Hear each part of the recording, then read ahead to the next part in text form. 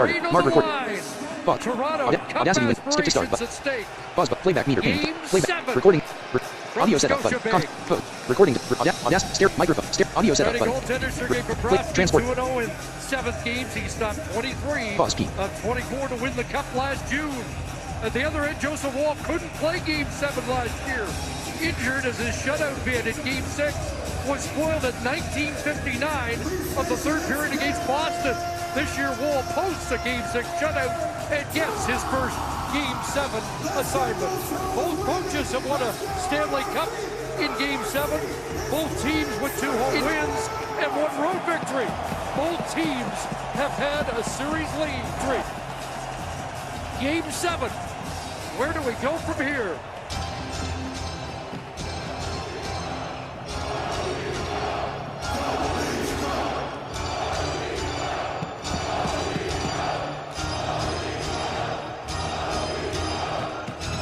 Matthews line against the Barkov line tonight. Starting lineups brought to you by Diamond and Diamond Lawyers, Canada's largest personal injury law firm. Recording meter. Record meter. Audio setup. Edit. Audio setup.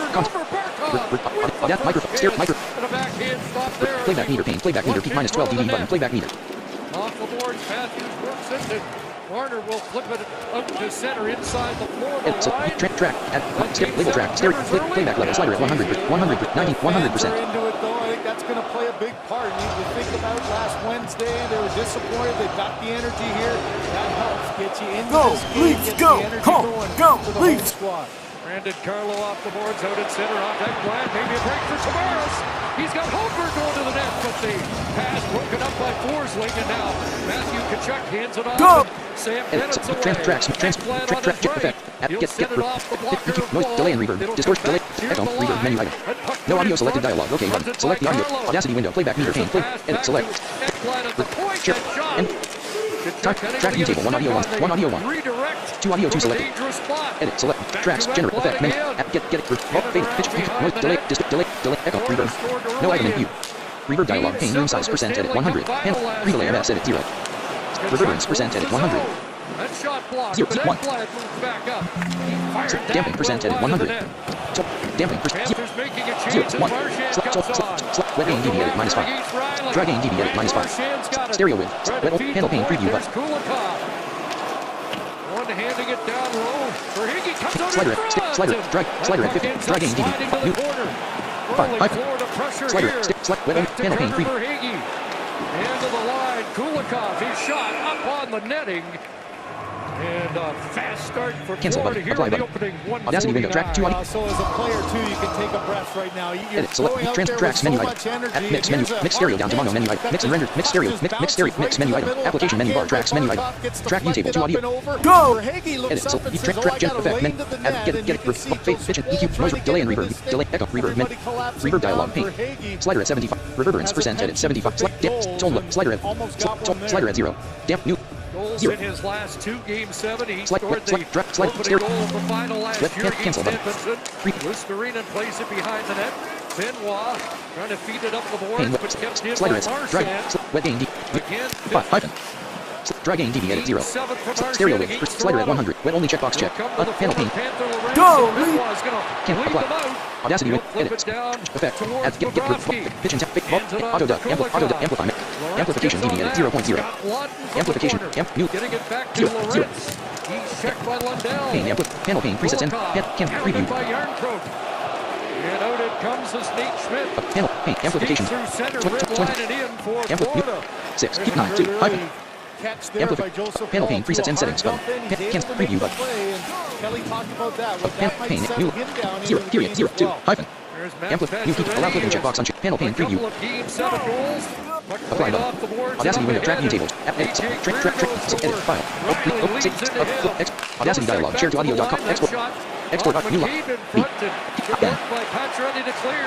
Go. Max Domi checks at the Florida line. Space. Gets it back. Audacity window. Track view table. To audio. Real tech up. Sportsnet. Forward. Zone diffy window. Save button. Sportsnet. 880 chat. 880 AM Edmonton. A free internet radio. Tune in tab. Loading page. Clipchamp. Search tab. 880 chat. 880 AM. In a 3-2 victory over Boston. Sportsnet.ca news. Untitled video tab item upload to YouTube up. Band on that. Home button. Keep home button. Again. Markov Upgrade. and Reinhardt without a goal in their last three. Evan Rodriguez click, back. contain style. In the Click, Florida click, lineup and workspace. back on Home. that top Heading level. line. Markov retrieved. Header group. Put Marner Header. in Video name edit. one hand that outside the line. Ricocheted off Riley. Go. Oh. Goalies go. Contact your media tab panel. Import media. On the blocker wall. Open dialog. Navigation pane. Document. Pictures. Max 8. Florida 2 Items view. years ago Local. in that mammoth 600. upset by the Panthers Beef baseball. against the Kim historic leading G major Boston wave. Bruins. Giant steps up. Goalies. Go Knights go 20. Gordon Grass. Goalies go 29. Go Knights go. Go Knights. Goalies go. Goalies. Your media isn't back. Stage region. 53. Import media. Goalies go wave. Goalies go wave group. Add more options. But add goalies. Back into the leaf zone. Audio. Goalies go wave. Export region. Upgrade account. Contain. Untitled. Export has started. Edit. Save. Upload. Send. Upload to YouTube. Upload to YouTube. Description. Edit. New. M. P. I. Q. Space. O. S. S. Up there by Benoit.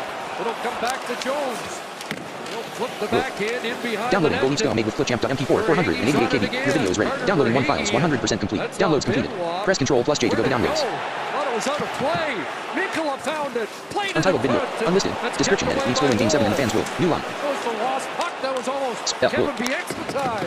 There's Mikula again. Did that change direction in front? It's loose again. And a big stick check there by Ekman Larson to put up the fire. Hey. Help. Hey. Here's Mikula again. Florida right back to the attack. Kachuk trying to sift it through. McCabe a whack at it. Not back to Kachuk. Here's Verhaeghe. Stopped by Wall. Loose in front underneath Tavares. And found here in the space. Leafs will work it back. Lorentz to McCabe. S. Lundell forces a turnover. Here's a chance in front. H. Wall can't clear away. Unlisted. Tried to center. Unlisted. And Lott closed down Category. on him. Film and animation. Scott Lawton. Sports. Lundell Find back yes. to Wall. No, it's not. Send to TikTok button. Upload to YouTube region article. Send. Save to send. https:// save to Google Drive button collapse. Save to your computer. Edit. Graphic. Blank. 0 side. Sometimes on the tags road, edit. you've got Yeah. nothing to lose. HTTP They're article. really aggressive. No.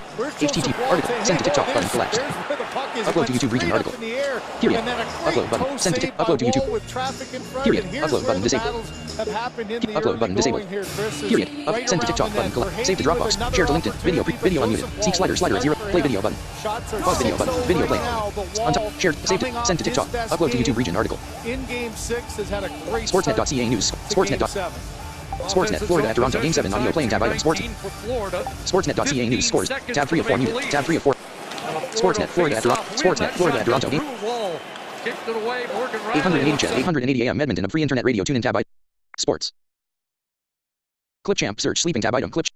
Video loading. 880 chat. 800. Sportsnet. Sportsnet, Florida. Back in. Roll out to shovel that towards Carlo. Sportsnet, Florida at Toronto. Game. 0% vertically scroll. Enter English American Samoa South. Margaret. Pause button. Near side for Schmidt. Back in deep behind the net. Carlo up with that. Up ahead Domi. And he is able to work it out, but took a hit from Kulikov. Again, the defense pitching in hard. You know that it's going to happen every time. So look for the Leafs. Try to make those short support passes. Take advantage of that aggressiveness. There's Nyes off the ski to Matthews. And back the other way comes Reinhardt. He'll drop it off Rodriguez. In behind the net, McCabe.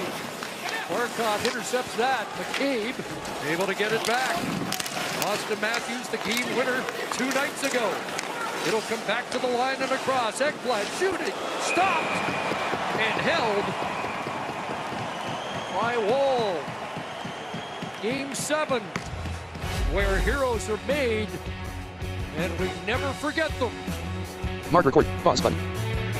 Is learning to handle the swarm that the Panthers play with, and they have been swarming right out of the gate here in game number 7. Toronto managing to survive to this point, Chris. Yeah, it's a hornet's nest early, 7-0 the shots, 21-0 the shot attempts. Well, that puck dropped unfairly. Matthews will be kicked out of the face-off circle by Devin Burke. Chris Rooney, Johnny Bear get the Game 7 referee assignment. Johnny Murray, the other linesman, along with Burke here tonight. So Marner and Reinhardt Off the face-off, back to the line for Jones. Spins it deep. Tanev in the midst of it. Taken away by Marner. Leafs get pointed in the right direction. Up ahead, Nice just plays it inside the line. But back the other way, it's kicked back to Barkov. The Florida captain works his way in against McCabe. Flips a pass off the board back to the line. It jumps the stick of Rodriguez. Marner back there. And he'll drop it back to McCabe. Leafs have not had any breathing room yet.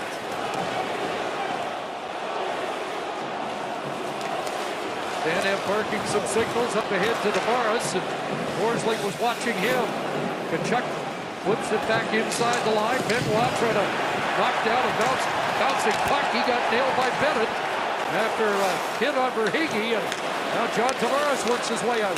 Here comes Nylander. Tavares over the line check. Nylander follows. He'll have to tag up on the delayed offside. Nylander with Game 7 goals in 2 of the last 3 for Toronto. Verhaeghe sends it off a stick and on to the screen. Bet365 has a new and exclusive game, Prize Matcher. Download the app and see why it's never ordinary at Bet365. Watch as Britain's best amateur bakers take on new baking challenges and show off their culinary skills. Watch the Great British Baking Show for free on CBC Gem, Canada's home for streaming. Scott Lawton battles to win that draw against Lundell. Gloved down here by Louis Sturinen. Marchand in the corner, already a couple of shots for Marchand in this opening period. Lundell trying to cycle it back into that corner.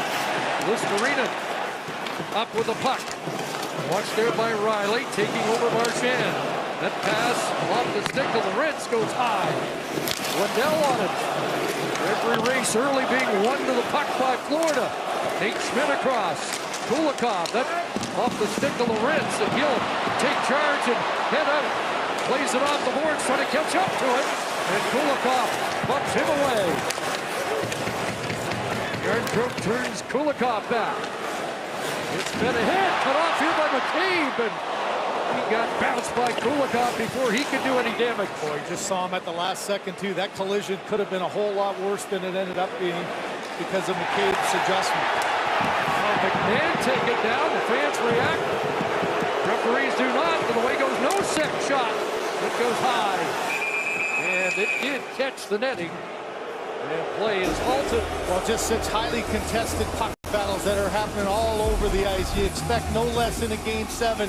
An opportunity to get to the puck, trying to get some forecheck going, and Lorentz gets bumped off by Kulikov, and then McCabe at the last second just able to see that one and avoid it. The last minute, no sec, the fourth line's going head-to-head. That one off the knob of Joseph Wall, up and over. It's those battles again. You know the pressure's going to come, so you have to have poise and confidence in making those plays and absorbing the hits. Austin Matthews won the draw. There's Nyes. Early going, but Nyes, even in the warm-up, looked a lot more comfortable than he did 2 nights ago. Back to the line, that shot. It's traffic in front. Recovered by Matthews. Up ahead it goes, and Marner taps at it, and he'll work it out. And now he'll go to the attack. Matthews over the line, and a backhand ends up wide of the net. Sam Reinhart, the puck will be kept in. Off Nyes, goes wide. Nyes, and he sends that wide. Marner steps into his man. It'll be played back out. Matthews with a thunderous hit on Reinhart.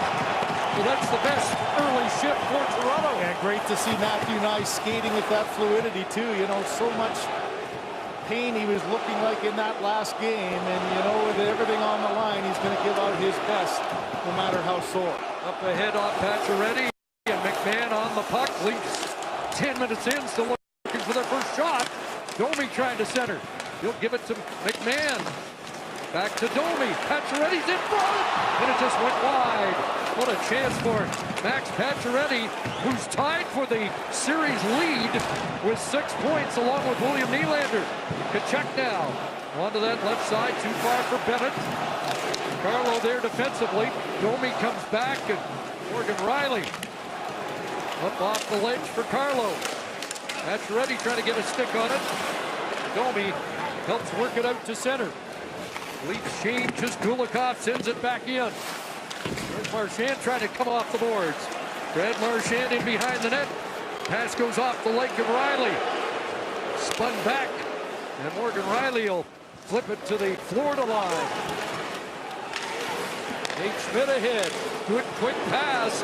Here comes a chance for Marchand, and he fumbled the puck into the corner.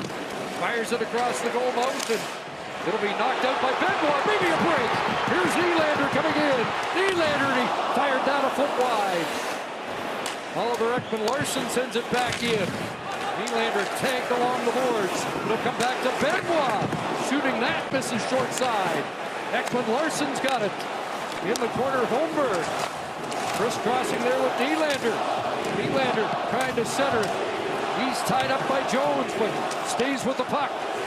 Nylander up high. Along the line, to the net. Roll through, Nylander. Oh, Bobrovsky with a big stop on the Leafs' first shot of the night. Now, there are times in a game it feels like the puck follows you around, and we've seen it all year with Nylander. Here's one, just barely keeps it in with pressure at the blue line, able to straddle the blue line. Watch this thing go through a stick, goes through a skate, right back to him. Bobrovsky with the save. Mark recording.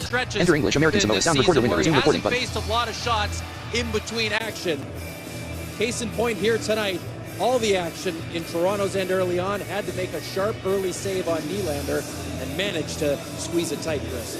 First shot for the Leafs. It's a grade A chance and a face-off win here by Matthews. Ekman-Larsson behind the net. Matthews dies in front. Can't get him to pass. Evan Rodriguez off the board. Kept in by No. It bounced on Nyes. And Barkov able to recover for Florida. Top hop there. Rodriguez behind the net. Jostling there. Barkov after it. Able to work it back towards Jones. Nyes can't reach it. And Matthews in a court battle and wins it and comes away with the puck. Both teams want changes, so Benoit takes his time and then hands it to McCabe as he goes off. Big McCabe up on the left side. Lorentz, nice move on Ekblad. Then gets upended. And they're going to let him play. Back to Tanev. Around it comes to the other side. Lorentz can't catch up to that. Bumping with Tkachuk. Taken away by Lawton. Here's Lawton trying to center. It's loose in front. And Bobrovsky able to find it and cover. Well, if you're Craig Berube, that's exactly what you need. Your top line has a good shift, and then the fourth line comes out and follows it up. This line has to bring some energy. The Florida Panthers feel their fourth line has been able to do it numerous times. Well, here's a great shift to follow up on. Good pressure down low, good spin off by Lawton, and there's another one that Bobrovsky, you mentioned that one coming into his crease. Couldn't get a hold of it the first time, but as Lorentz was on the doorstep and Yarncroke fighting for it, couldn't get a second chance. That's a shift to build off. John Tavares, a clean face-off win. Morgan Riley into the corner. Nylander let it go. Holmberg's on it. He'll try and come out in front. Great stick there by Bobrovsky. Actually dropped it after making the check, and away goes Lundell. Brandon Carlo off the boards. It'll ricochet back to center. Forsling pounds it right back in. Shot is Holmberg, and a delayed offside they're going to call.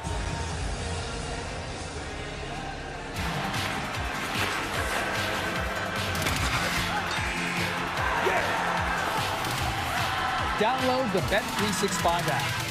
Well, in my day, it was Billy Smith that you had to be worried about, or Ron Hextall with the big stick, and that's not something you see all that often, that violent a swing across. But a great read of Bobrovsky, knowing the wraparound's coming, not allowing it to get to the front. That's a bit of old school goaltending there.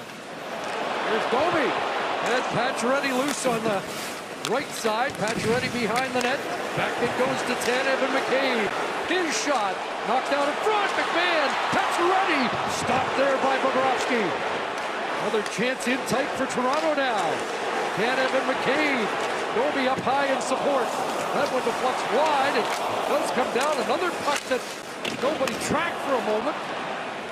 And it rolls down the ice. It's going to be enough for icing. It is. Well, Kyle talked about it for Bobrovsky. You go through stretches where your team's putting pressure at the other end. You got to stay focused. Here's a couple of good chances that start from behind the net. Pacioretty gets it and then gets to the front. The rebound right there. And Pacioretty actually got a piece of it. Bobrovsky, look at his ability to look around and get a piece of it. Pacioretty with the big goal in Game 6. That insurance marker. I think what they're talking about here is on the icing. I thought it hit Chris Tanev. And I think the officials are discussing, and I think it's the right call. I don't think it was an icing as it was hit by the Leaf blue liner as it was going out. So at center, the two lines that faced off to start the game. Nice plays it off the boards. That'll be clubbed away by Reinhart. Oliver, Ekman, Larson, and Benoit. Benoit played the most minutes of any Leaf defenseman in Game 6. Over 20 minutes. Ice time was managed pretty evenly in that game. Here's Marner. Got a man in front, and again, Bobrovsky with a good stick as Ekman Larson charged in.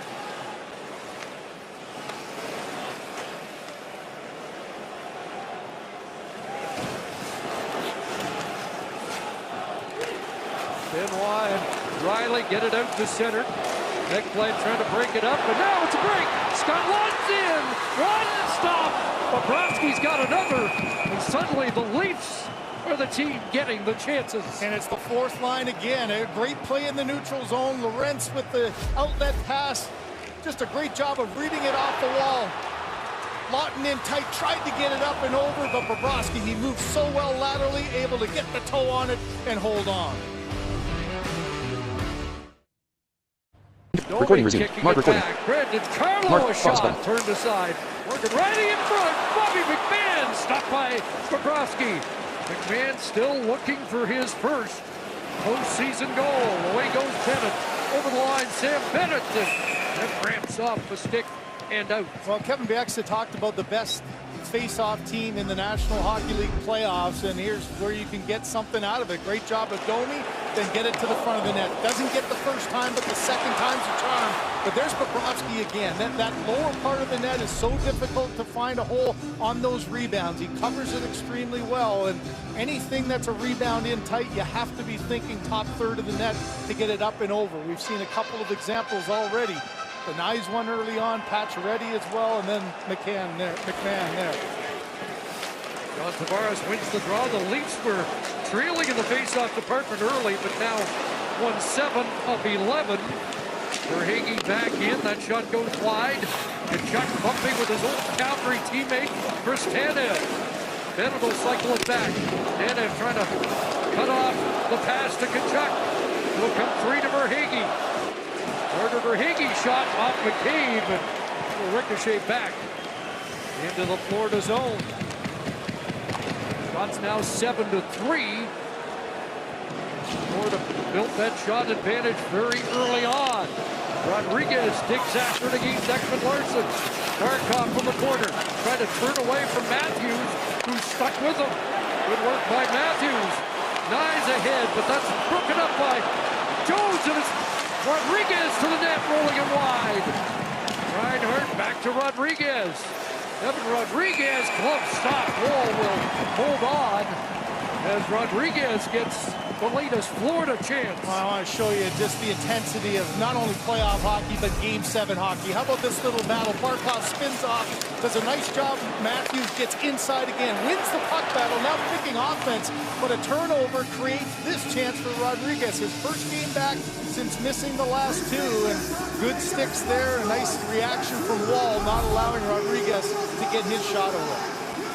50th postseason game for Rodriguez, who had 4 goals in last year's Stanley Cup Final Series. There's Forsling dashing in, the only Florida defenseman without a goal so far. Yarncroke check, but a nice outlet to Lott. Got Lorentz in, Steven Lorentz, and Bobrovsky has the answer against his old warm-up guy. Wow, in all alone, but this play starts in the defensive zone. We've talked so much about Chris Tanev. Watch this battle here. Takes the body, has a good active stick, gets pressured, outlet pass, comes right back to him, secondary outlet pass, and then Lawton right up through the gut, and Lorentz goes for that quick shot, trying to go under the arm, it looked like, of Bobrovsky, kind of got it mid-zone. Maybe trying to go under, but Bobrovsky felt it, was able to hold on, and there's that fourth line again. They've had two of the best chances in this first period for the Maple Leafs. The blue liner behind Lorentz stumbled there. I don't know if Lorentz knew he had that much time. Bobby McMahon trying to center that for Domi. There's back Domi, back towards McMahon. They scrape the boards and McMahon's on it. Back to Morgan Riley and across. Carlo throws it at the net, vacuumed up by Bobrovsky.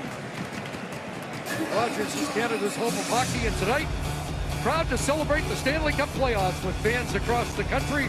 For Canadians, this isn't just a game, it's our game. Chris, both coaches always talk about trying to get to your game as quick as you can. I think it was pretty evident early on that Florida got to their game right off the top, but as we saw Craig Berube trying to get the engine running a little bit, it started to turn, and sometimes you need your goaltender early on to make a few big saves. That's what happened with Wall. Now both teams have their legs. Another face-off win by Toronto, done by Matthews, and that flipped high and out.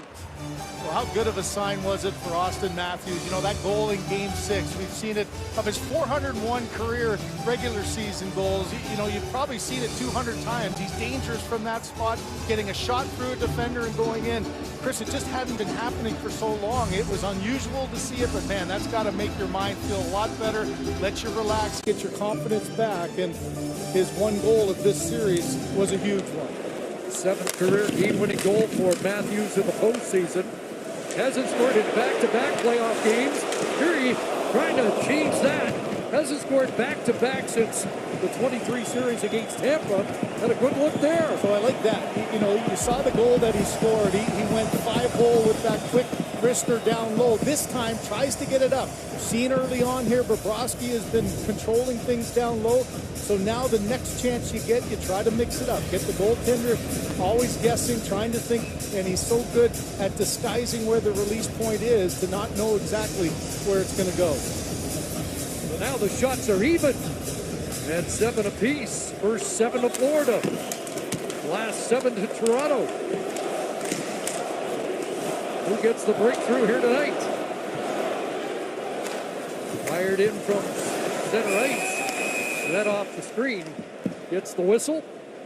Well, you know these games, they tend to be so tight defensively, so much on the line, elimination for both teams, and, you know, players at times are afraid to make mistakes. Puck management is on the words of both coaches. You know, look at the Leafs historically, it hasn't been their defense that's cost them in Game 7s, it's been their offense. The last 5 Game 7s, they've had 4 goals in total. So getting to 2 has been a challenge. They've been tight defensively in this series. You go to the last couple of games, you know, they're fighting for every inch to try to get some offense. Game 7 here has been no different. Last Game 7 in this building was the 22 loss, 2-1 to the Tampa Bay Lightning. Morgan Riley flings it in. There was a Game 7 loss against Montreal in an empty building here. Or just about empty. Forsling back in his own zone. Leafs are changing as Matthews, Marner, and Nyes come back on. Bennett with a hit on Ekman Larson. Matthews in the corner gets tied up there with the official and Tkachuk, but able to work it loose as Tkachuk retreats on a change. Benoit straight ahead. Won't get it deep, but gets knocked down by Jones. Eagle off the boards. Marner jumps on that. Nyes can't reach it. Look out, the Leafs have too many. They're going to get called for it. Otherwise, Florida might have had a break. Oh man, Tanev he jumped out too early. It's the responsibility of the player on the bench to read what's happening on the ice. Benoit was coming. Penalty, a bench-minor penalty, too many men on the ice. And then the puck ends up by the Toronto bench. And just watch top right of your screen here. It looks like it's going to be an offensive chance, and that's Tanev jumping out. Benoit went to go back, and it is the responsibility. So you can't go too quickly, and you can see Benoit trying to get back. It's too late. Tanev plays the puck. So the game's first power play goes to the Florida Panthers. Florida 0 for 4, game 6. 3 for 9 in this series.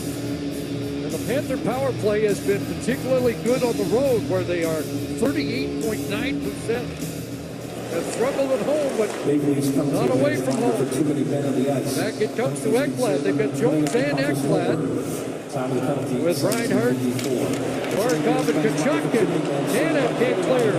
Kept in at the line. Broken stick for Florida, but it's been retrieved by Reinhardt. Matthews gets it down the ice. Another good stick battle there. Matthews gets a little tap from Marner. He did a good job of, Barkov was trying to hold him off the leg and make a play.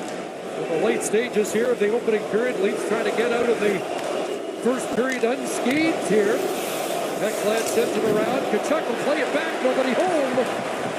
And Seth Jones back in his own zone. 80 seconds left in the first period of game 7. Jones flips it back. In comes Reinhardt.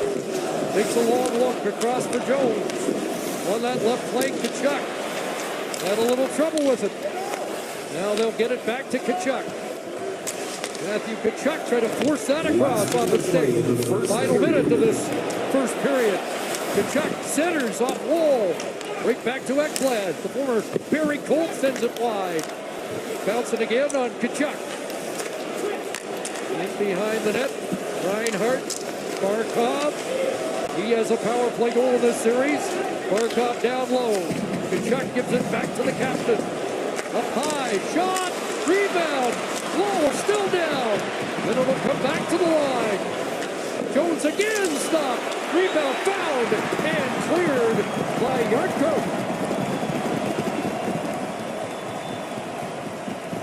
Dozen seconds remaining in the too-many-men penalty being served by Holmberg. Here comes Bennett in. Bennett trying to break through. Bennett a shot across the goal mouth. That'll ricochet back out, but Holmberg back on the ice. And the clock's going to drain in this opening period.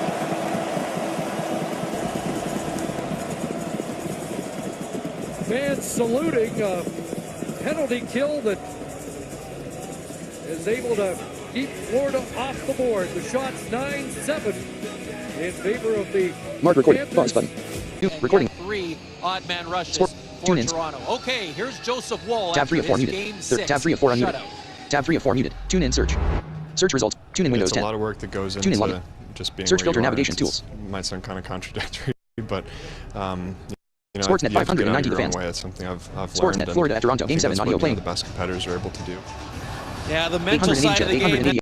Tab 1 of 3 unmuted. Tab 1 of 3 muted. Sportsnet Florida video loading graphic.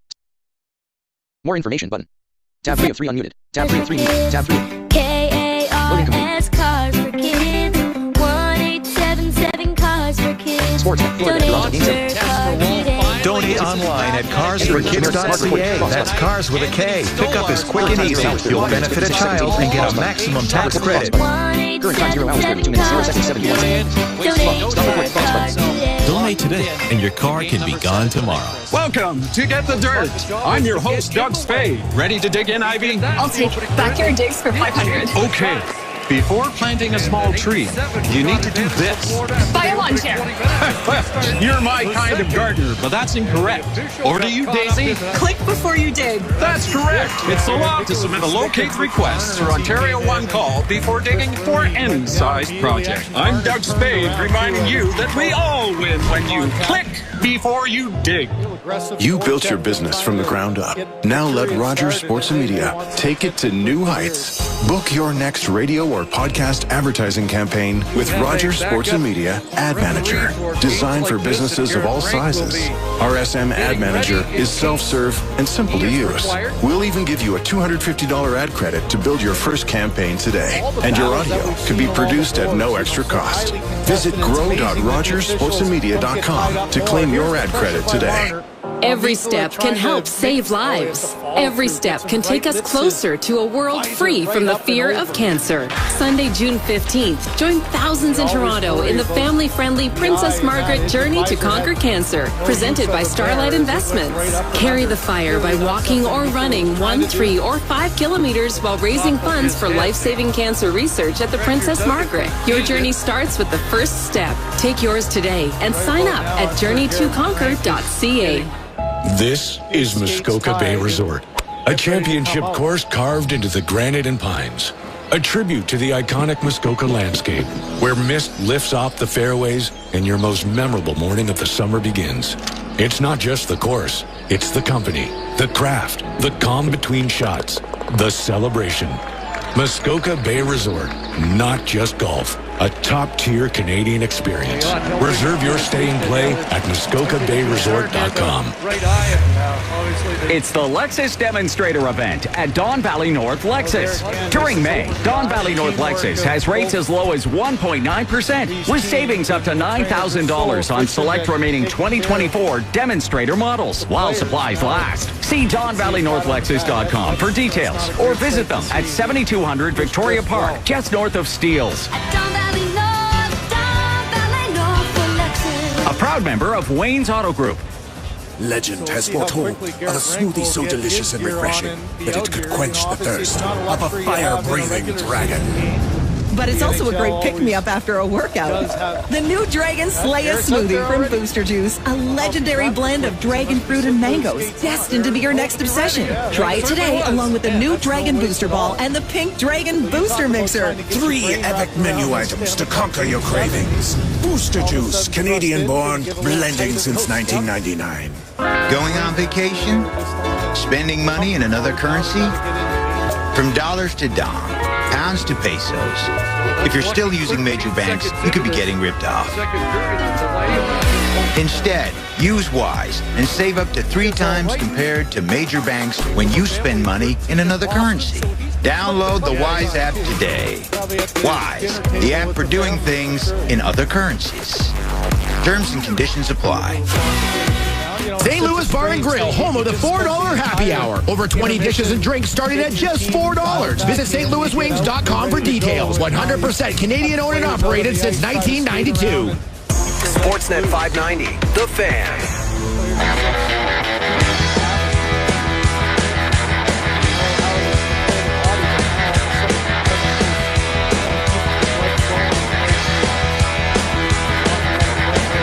Welcome back to Sportsnet tonight on the Sportsnet Radio Network. Joe Ellie, Roger Lajoie here with you. We are here until the conclusion of Leafs-Panthers Game 7, 0s at the start of the second period. You can watch it, as always, on Sportsnet and the CBC. Of course, at the conclusion of this one, Leafs Talk with Buckets, McKee, and Bourne will come your way on the radio, on Sportsnet's YouTube page, and on Sportsnet Plus. So be sure to stick around for that. We'll be checking in on the Leafs game throughout Game 7. But joining us right now to chat some PGA leaderboard, the PGA Tour, of course, having the PGA Championship today. Chatting us, that is Eric Patterson, golf writer and reporter for The Score. Eric, how are you?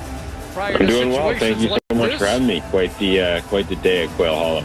Yeah, no kidding. I mean, John Rahm collapsing down the stretch. Scotty Scheffler winning I believe his 3rd major of his career. And I got to say, Eric, it's pretty incredible that I guess I didn't realize it was exactly a year and a day after this happened. But after like the lasting image, I guess, of last year's PGA Championship was Scotty Scheffler's mugshot, that he's the one to go on to win. That's how sports work, I guess. Check that area. Yeah, I mean, if he didn't get put in handcuffs last year, he might have won that tournament. But that kind of derailed it. Luckily, he stayed out of the jail cell this week and took home a 5-shot victory. So a pretty convincing win from Scheffler. Just pretty dominant from start to finish. And yeah, today everyone else kind of wilted away, and he did what Scotty Scheffler does and hung in there, birdied the holes he needed to do, and pretty comfy finish on 18. Well, and that's especially the case. It's the perfect setup, Eric, when you look at the week as a whole entity. I mean, Scotty 69, 68, 65 on moving day, that's when he won the tournament, really. And today, having, an even par 71, while the rest of the field struggled. A lot of guys, not just one golfer imploding, a lot of guys just falling off the leaderboard. And if you can maintain par and you got a 3-shot lead, of course you're going to be able to cruise in. And I got to within 2 shots at one point, but basically that's about as easy as you win a golf tournament these days, especially a major. Yeah, you're right. By bringing up yesterday, this closing stretch, the last 3 holes at Quail Hall are pretty difficult. He finished his last 5 holes at 5 under, which is kind of how you put the tournament to bed before the final round starts. So going into today with a 3-shot lead, it would have had to take a Scheffler collapse or something extremely special from someone else. I mean, John Rahm, he tried. John Rahm's out there. He was right in the mix, but like I said, those finishing holes at Quail Hollow can eat you up, and Rahm went 5 over on the last 3. So he quickly took himself out of the picture. So yeah, for Scheffler, pretty standard day for him. A few bogeys, but he birdied the 2 easy holes on the back 9 and just kind of coasted to a victory. Yeah, you mentioned the back 9. He really did step on the gas. And you mentioned John Rahm too. We're talking about how he didn't have the greatest finish, and the Quail Hollow, which is where you still are, of course, has the Green Mile, which I understand that's what they call this 3-hole closing stretch. I'm just curious, what makes it so treacherous, I suppose? It's just extremely the length of it, obviously with the mile associated to it, it just makes it very difficult. 515-yard par 16. Number 17 is a 200-yard, 215-yard par 3 over water that can play pretty difficult, and then 18 has a river running up the left side of it, so just very demanding off the tee. And if you're missing some of the wrong spots, you're forced to pitch out or lay up, and the greens are pretty tricky. So very easy to make bogeys. As we even saw with Scheffler, he played 18, he missed to the right his drive, and it just kind of had to lay off and missed the putt there. But very easy to make bogeys, and if you find water, doubles come into play pretty quickly. Quick score check of the Toronto Maple Leafs game. The Florida Panthers opening the scoring in the second period. Seth Jones, one of their new acquisitions at the deadline this year, opening the scoring. So Florida leading 1-0 with a couple minutes into the second period. You can, of course, watch it on Sportsnet. Yes, sir, and we'll keep an eye on the game, of course, for you. So I guess it shows you, just an overall where golf is these days, Eric, that Scotty Scheffler, who is such a dominant golfer, world's #1, terrific player, showed the poise, wins by 5 shots, and I'm using air quotes here, has only 3 major championships, and his first PGA, because of course he had a couple of Masters. It really does, if you take a step back for a second, and you see how hard Rory McIlroy had to work to win his first and only Masters in this golf season, how tough it is, and how competitive the PGA Tour is when you look at. I mean, I know it's an unfair comparison to anybody, but Jack Nicklaus at 18 majors and Tiger Woods at 15 majors. I mean, it is so tough to win on a regular basis on this tour and rack up the majors like players did back in the day. We're talking about an elite player here, and he was great today. I guess it'll be interesting to see by the time these guys are all said and done how many majors the best golfers of this era are eventually going to win. No, you're right. There's been players who come out of the gate hot. Even Rory, he won 4 really quickly. Spieth won 3 very quickly, and then it kind of slows down. So these guys kind of strike when the iron's hot. Scheffler, he's been doing this for 3-4 years. So I would say the iron's still pretty toasty for him. I can see him winning definitely a few more. But again, you don't want to start pegging, these guys are going to win 8, 9, 10 majors, because as Rory's career has told us, it is very, very hard to do no matter how good you are. There's only 4 of them a year, and if your game's not sharp, a couple bad breaks here and there, you're winding up, top 10, top 20, you're playing well, but not quite contending. So very, very difficult to win, but I definitely would be shocked if Scheffler ends his career with 3, just with how good he is at Augusta, how good he could play at U.S. Opens, and obviously the PGA Championship. I do wish he would, maybe contend in an Open Championship. His game doesn't quite translate as well to across the pond. He's talked about this a few times. He doesn't like the unpredictability of a lot of what links golf offers, with bad weather or bad lies or like pop bunkers. So I'm definitely interested to see Scotty come July at Royal Port Rush to see if he can figure that one out. We're chatting with Eric Patterson, golf writer and reporter for The Score here on Sportsnet Tonight. Show Ali, Roger Lajoie here with you until the conclusion of Leafs Panthers Game 7. As we talk about Scotty Scheffler, and clearly the world number one, he's earned it, he deserves it. But it's funny, like the top echelon of golfers, as Roger's talking about, like what the accomplishments of Nicklaus and Tiger and so on have been in years past. The upper echelon of golfers, including Scotty Scheffler, is pretty fun, I think, because all of the four, I'm not sure if these are the exact four in terms of world rankings, but some of the four guys who have won majors in the last little while are also different, right? I mean, you got Scotty Scheffler, you got Xander Schauffele, you got Rory McIlroy, who finally won the big one at the Masters, and of course Bryson DeChambeau. I mean, there's the personality-wise, whenever you see them talk to the media, they're different, and their golf games itself is pretty different. I think it's fun that you see those names more often than not at the top of the leaderboards, but especially at the top of the leaderboards for the biggest majors as well. Yeah, you're right. We definitely are getting a bit of a variety there. Bryson with the power. Xander and Scotty are similar. Scotty obviously just better in pretty much every aspect, just a little bit more finesse, and then Rory just kind of like that. You're kind of just in awe when you watch him, just with how effortless it looks.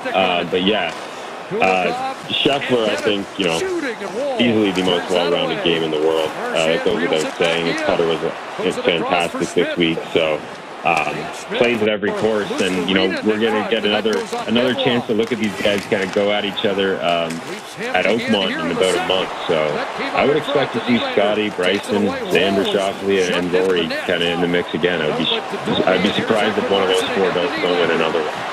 My early money would be on Bryson just because he loves the US Open so much. Well, and certainly Bryson had a strong PGA as well. When you take a look at it, nobody wants to, you either win a major or you don't in the minds of those guys. But a very solid week of golf as well, finishing with a 1 under today and in a three-way tie for second at 6 under. Not a good PGA for Rory McIlroy. Kind of a one-off for him. Where's his game getting ready for the US Open?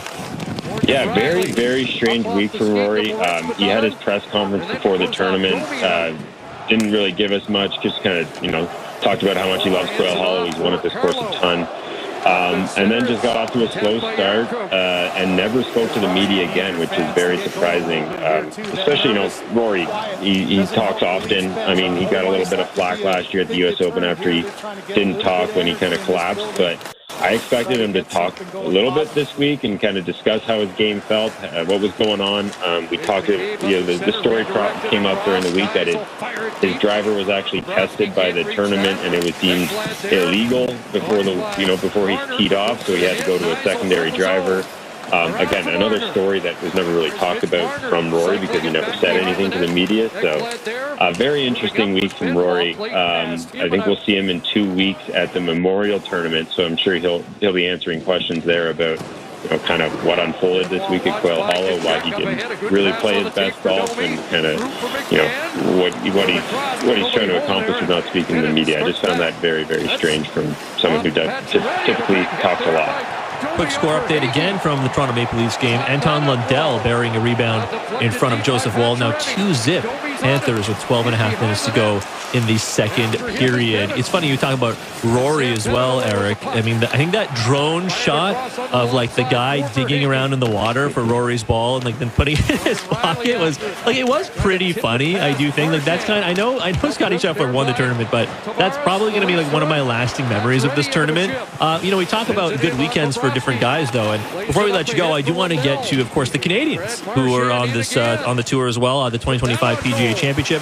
Taylor Pendrith and Corey Connors both saving their best for last. They both had their best rounds of the week today. So Corey Connors shot a 4 under 67. Pendrith saw a 3 under 68th, and Pendrith finished tied for 5th in the best career result for him at a major championship. And I think that this was according to our colleague here at Sportsnet, Adam Stanley. The last time a Canadian finished in the top 5 at a men's major was Mike Weir in 2005 at the Masters. I mean, that's pretty good stuff from both Connors and Pendrith.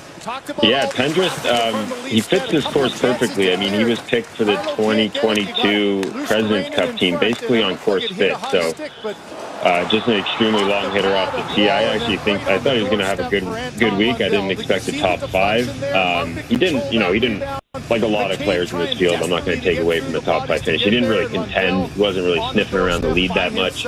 Obviously, like you said, he shot 300 today and kind of climbed up the leaderboard while everyone else was making a lot of bogeys. But Pendra's been playing well.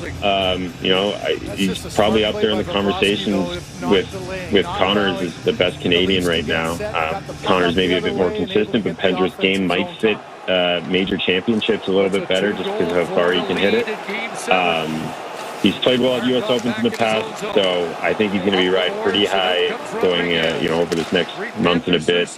We got the Canadian Open coming up, and I think that course is going to fit him perfectly. I've played it a couple times. It is extremely long, maybe one of the longest courses these guys will play. So when Pendrith comes back north of the border and plays TPC Toronto, I would expect another really high finish from him there. Well, Canadian Open coming up June 5th to 8th, Eric, and it should be a great event and in the Toronto area again. So lots of excitement for Canadian golf fans and so many Canadian golfers. It's going to be hard to beat what happened a couple of years ago at the Canadian Open, but here's hoping for another great event here. So many good Canadian players now. Yeah, Connors, Pendrith, I think Hadwin, Hughes, and blanking on the last one here, Nick Taylor, missed the cut, unfortunately, but this course just really didn't suit their game. They're a little bit shorter off the tee. They like those tight little courses that Taylor won at, Oakdale. That was perfect for him. So I would expect him to bounce back. There's still plenty of golf left to be played this season before the playoffs.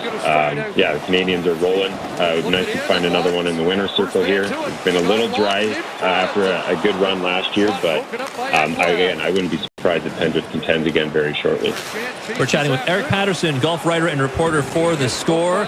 Eric, we appreciate you doing this for us. Thank you so much. Thank you so much. Hopefully the Leafs can turn it around. Well, there he goes, Eric Patterson, golf writer and reporter from The Score, joining us here on Sportsnet tonight. And to Eric's point about the Toronto Maple Leafs, we had the brief score updates where it was 2-0 Panthers. It is now 3-0 Panthers. That cue that escalated quickly gif, Raj, because that really did turn around in a hurry. Well, the Panthers are just carrying the play to the Maple Leafs for a long stretch of this game. Shots are now 17-8. We talked about the terrible start that the Leafs had. They regrouped at the bottom half of the first period, managed to get out of the first period scoreless, even with Florida having the only power play, so that was a plus. But man, quick goals and just dominating plays by the Florida Panthers right now, and the Leafs can't keep up. And after that third goal, Craig Berube, you don't see this very often, just losing it a bit on the bench.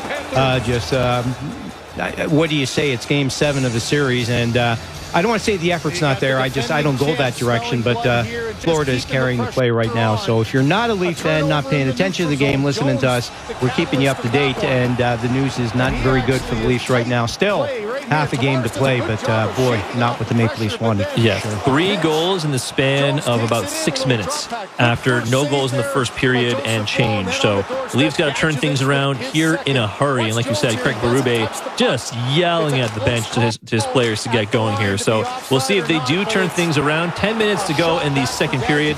They trail the Panthers 3-0 right now. You can watch this game on Sportsnet and the CBC. Let's take a quick break here, Raj. On the other side, continue chatting some Jays and hear a little bit from the principals after today's series loss. John Schneider, Jose Barrios speaking to the media. We'll hear from them. And of course, at the second period intermission, we will chat with Stephen Ellis as well from Daily Faceoff. Get his tone on what went wrong for the Leafs in the second period. So still lots to come. We're here until the conclusion of Leafs-Panthers Game 7. You're listening to Sportsnet Tonight. Show Ali, Roger Lajoie with you on the Sportsnet Radio Network. Before putting in a pool, you need to do this. Click before you dig. Correct. It's allowed to submit a locate request through Ontario One Call before digging for any size project. We all win when you click before you dig. Hey, want to unlock an offer of up to $7,500 cash in value on your mortgage? All it takes is switching to ATB. Get up to $6,000 cash and switch for free, an additional $1,500 in value. We have a team of mortgage specialists ready to share their expertise and guide you through the process. Open the door to new possibilities by going to atb.com/mortgage offer. Search spy movies, Hey, it's Team Principe. What if I told you that watching a game, going to the park, or playing a board game could change a life? For a lot of boys in our community, what they need most is a mentor, someone to look up to learn from, and to just hang out with. That's why BGC Big Brothers Big Sisters of Edmonton and area is on a mission to find 100 men in 100 days to step up. Be one of the 100 and change 2 lives for the better, theirs and yours. Apply today at bgcbigs.ca/100men. Savor the flavor of the Dragon Slayer smoothie for a limited time at Booster Juice. One of 3 new Dragon Fruit sensations taking wing with the Dragon Booster Ball and Pink Dragon Booster Mixer. Slay your cravings for Dragon Fruit. Order now on the Booster Rewards app. Sometimes I feel a bit helpless with the state of the world, and it feels really hard to make an impact on people's lives. I donate because it makes me feel better to know that I can actually do something today to help people. Donating blood helps me feel like I'm making a difference in the world. Canadian Blood Services. Experience what you get when you give. Book an appointment at blood.ca. Sunshine Day. Your motorhome or travel trailer isn't just for getaways. It's a moneymaker on wheels. Most RVs sit parked in the driveway. With RV Easy, you can rent out your RV and earn over $20,000 this year. Founded, owned, and operated by Canadians, RV Easy takes care of everything, including full insurance on every rental. And best of all, you choose when to rent and set your own pricing. List your RV for free today at RVEZY.com. That's RVEZY.com. RV Easy. Rent your RV, make money easy. It was a Riley day in Pizzaville when hockey star Morgan Riley asked for a really big pizza. So we made an 18-inch extra large, 2 inches bigger than the big pizza conglomerates. He liked it so much, we decided to name it after him. Now you can enjoy the Riley Big Pizza without ever being slammed into the boards. Call Pizzaville at 736-3636. Hey, want to unlock an offer of up to $6,000 in cash on your mortgage? All it takes is getting a mortgage with ATB. We have a team of mortgage specialists ready to share their expertise and guide you through the process and beyond. Open the door to new possibilities and unlock up to $6,000 cash by going to atb.com/mortgage offer. Hey, it's Team Principe. What if I told you that watching a game, going to the park, or playing a board game could change a life? For a lot of boys in our community, what they need most is a mentor, someone to look up to learn from, and to just hang out with. That's why BGC Big Brothers Big Sisters of Edmonton and area is on a mission to find 100 men in 100 days to step up. Be one of the 100 and change 2 lives for the better, theirs and yours. Apply today at bgcbigs.ca/100men. If DuroShed builds your shed, you can be doing all the things you'd rather do instead, like clearing out your garage and organizing your backyard.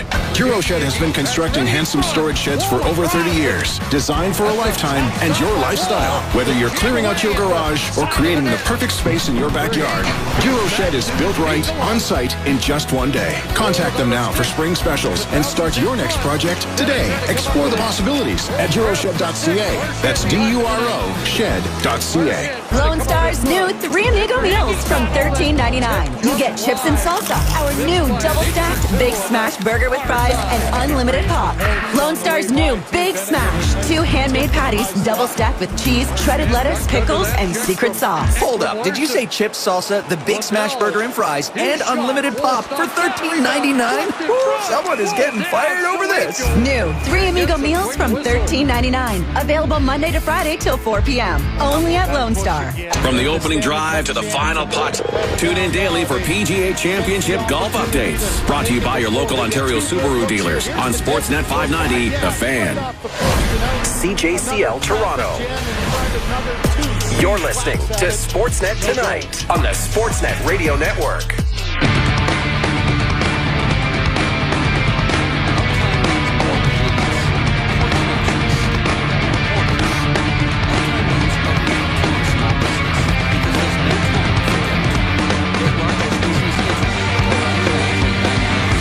Sportsnet tonight, Sportsnet 590, The Fan, and the Sportsnet Radio Network. Roger Lajoie, Show Ali with you.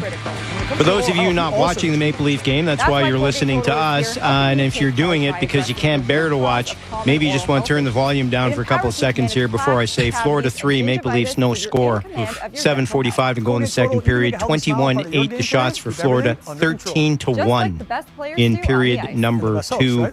The Panthers at the moment dominating. Looks like Florida's got a taken a penalty here on Max Pass. You ready, or is it Max going to the box? But regardless, it is not a good game so far for the Maple Leafs, and especially the second period where they have been just dominated by Florida's speed. The stuff that we were afraid of from a Leaf perspective at the start of the series has come to fruition so far. Yeah, you said the shots there, Raj, 21-8. Well, that's 13 in this period alone. There's still 7:38 to go in the second period. 13-1 in favor of the Florida Panthers. My goodness, I frankly blame Austin Mackey. I blame Austin Mackey. Well, look, we've got to start blaming anybody. That's what I mean. Listen, Ailish Forfaller's dog with that thing earlier, and like that started. That really set the tone. In my opinion, set the tone. She said Bunker wasn't wearing it. Maybe he should have been wearing it tonight. Well, that's the point I'm not trying to make here. I'm looking for excuses for this. There's still lots of time to play. That's about the only thing we can say right now that's positive for the Maple Leafs. Now, full post-game coverage is still coming up. Okay, JD and Sam, don't lose faith. JD and Sam will have Leaf Talk, and Show and I will wrap it up with If you don't want to lose faith, Roger, do not read McKee's Twitter feed right now. Don't do it. Don't do it. Just don't look. Someone's going to have to check in on him at some point. That's the only thing I'll say about that. However, there is still some time left. Lots of time, actually, in the second period. There was no penalty on that. 6:45 to play in the second period. Still 3-0. Leafs just getting their second shot of the period. Roger Lajoie, Show Ali with you. The text line will be open. It's always open. 590-590. Standard data and text rates may apply. Name and location, please, if you are texting. You can hit us up on X as well. We will take your comments. A lot of you watching the game, you're still following us on social media, or maybe you're checking in, getting the score from us, and want to hear some baseball talk. I got great news for you. We've got a little baseball talk for you right now. John Schneider is a guy who's been under the gun a little bit now with the Jays' 22-24 start. A good effort against the Tigers. Again today, a good series, but they lose 2 out of 3.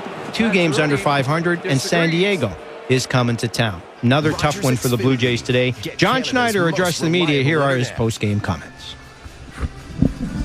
John, what are you learning about your team as they seemingly fight through different versions of the same game day in, day out? I'm getting good at it. I think the first thing is that they don't quit. You know what I mean? They're in so many games. We're in so many games.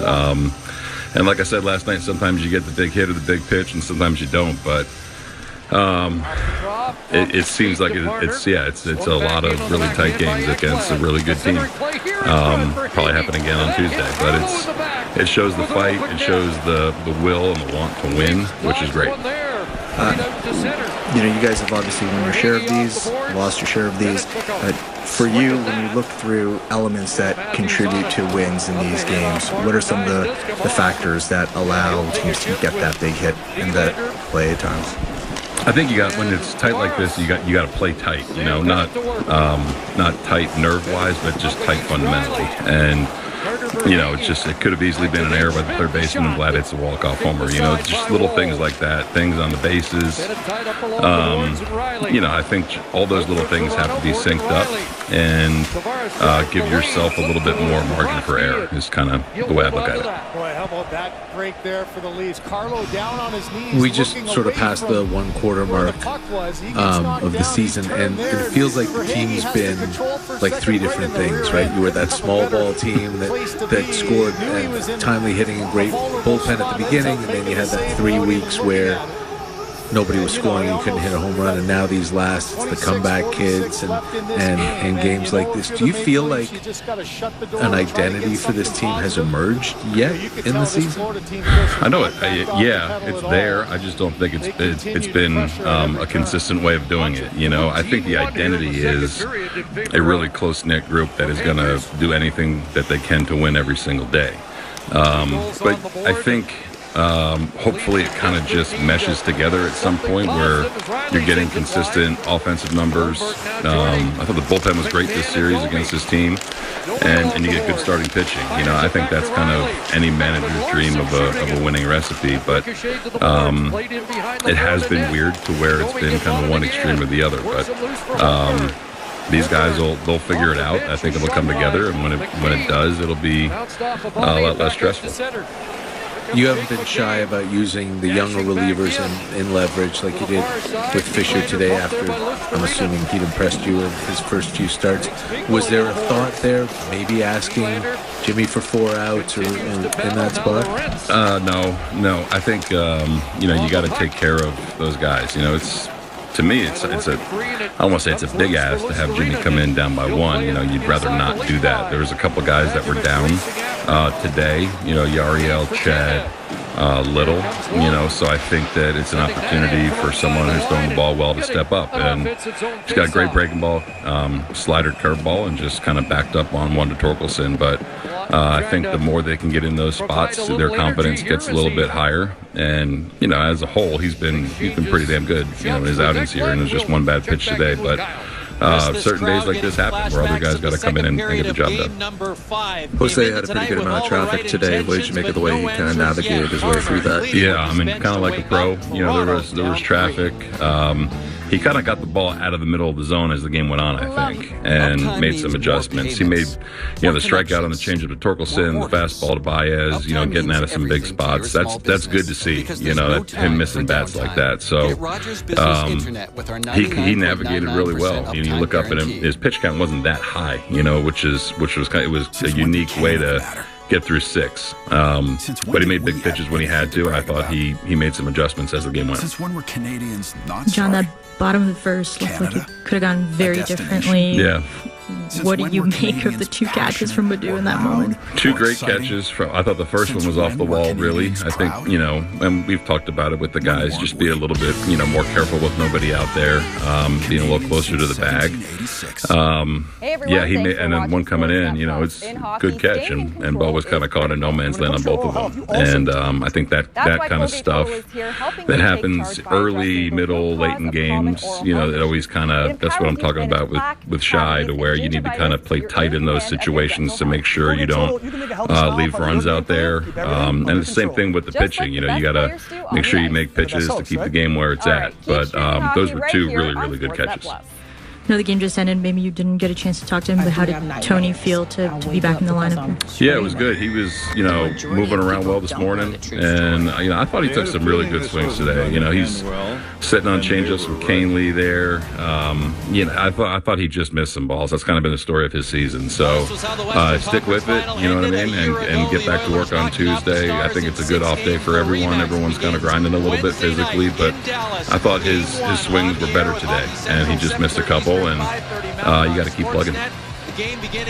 John, understanding that still it's relatively recent for Dalton coming off the IL, just with his swing, are there still some instructions on him kind of really unleashing it? His average arm strength is down a fair chunk from where he was at last year. Yeah, we're still trying to be smart with it, and I think that there's certain distances where it's like, okay, let it go, and certain distances where we want the middle guys to get out there a little bit. But again, I think Barsh, you take Barsh any day of the week in the outfield.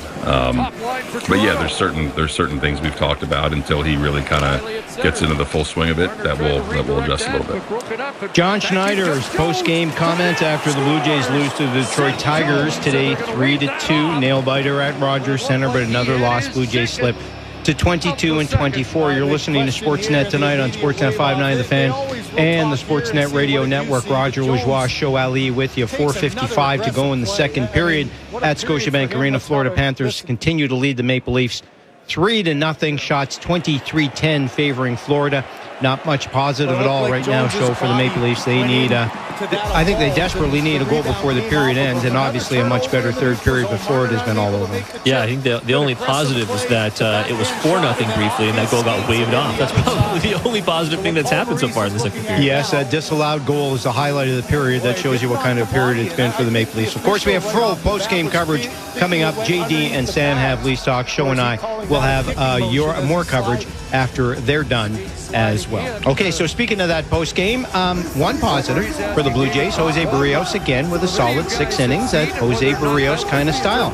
Always gives you a chance to win. He did again today, and here's what he had to say when the ball game was done. The situation room will look and say, was it what the officials saw? The officials were thinking that that first inning was tough.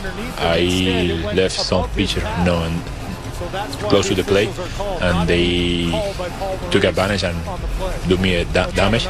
But after that, I was trying to throw better pitches, like you say, in the edge, and try to make quality pitches. So to keep trying to keep myself out there longer in the game. It's a pretty tight series. It's one of the better teams in the league. How close do you think you guys are to winning some of these games? We, like you say, we play against a great team. They've been playing the game pretty well. We play a good series against them. I know we lost the series, but we are playing much better, lately. So I think we are close to clinch all together, like offensive side, pitching side, defense, and keep winning more ball games. These last 2 weekends, you played 2 of the best teams in the league, Seattle and Detroit, and you've more than held your own. What does that tell you about the team? It tells a lot to us. Obviously, we are playing better lately, like I say, against a great team, and we are playing good baseball. So, but one thing we have to know is baseball is a game we have to game for either to win or lose, and that's the only choice we have. And sometimes we lose the game, but not because we lost. We are a bad team. We are playing better, and like I say, we are close to clinch altogether. What does it do for you on the mound when you give up a couple of runs in the first inning, but you've seen these last couple of weeks 2-0, 3-0, 4-0. This team has consistently come back to make it a game. Yeah, I know that. Having that on my mind, I know if I keep the game close, we still had a chance, and I did my best. But yeah, their team been playing well, and today they won the ball game. Does it feel like to you like every day it's going to be 2-2 in the 7th? It's sometimes hard, but like if God put myself in this situation and I'm ready to deal with that, I'm on it. That make me be better pitcher, more perfect out there in the mound, and just trying to keep the game close and don't let them score a lot of runs against me. And from a team perspective too, does it feel like every day is like that? Yeah, I think in this division it's really hard. I've been noted more often now, like being here, play against a lot of good teams, and also we know we are a tough division and everybody wants to win. So I think that's going to be like that all season long. Does the American League in general feel a little bit tougher this year? Just looking at the AL Central and the teams. Yeah, I think overall, like MLB, every team has the chance to win a ball game. I think every team has a lot of good players in each team, so that's fun. Nobody say it's going to be easier, so we need to do our thing. So what have you seen so far that elements that this team needs to have to more consistently win those 3-2 games?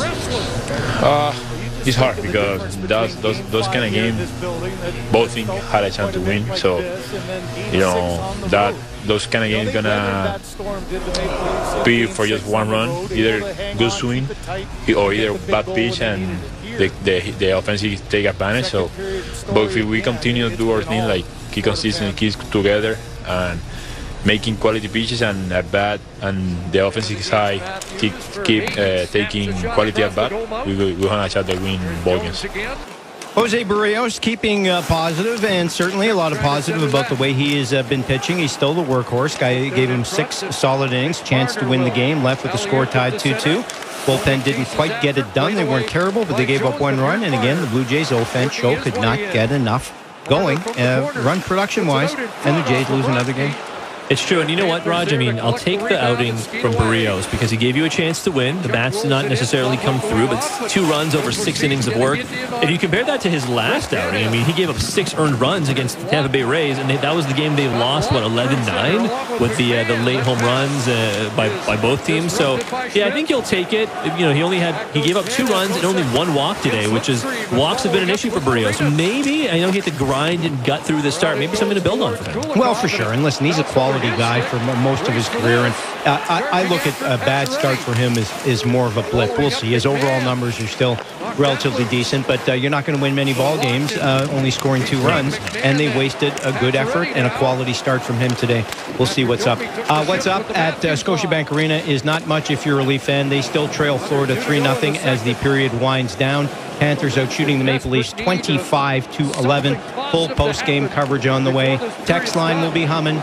590. Standard data and text rates may apply. Name and location, please. We'll read your text and your comments when coming up. We're also going to have some more Leaf talk coming up as well. Stephen Ellis is going to join us from the Daily Faceoff to recap period 2 as Sportsnet tonight continues. Roger Lajoie, Show Ali on the Sportsnet Radio Network. We are your home for Toronto Blue Jays baseball. Hear all the action across the Sportsnet Radio Network, streaming on the Sportsnet app, and at sportsnet.ca/590. Are you living with type 2 diabetes? If so, you may qualify for a clinical trial studying an investigational treatment. To qualify, you must be 18 or older, have had type 2 diabetes for at least 6 months, and meet other eligibility criteria.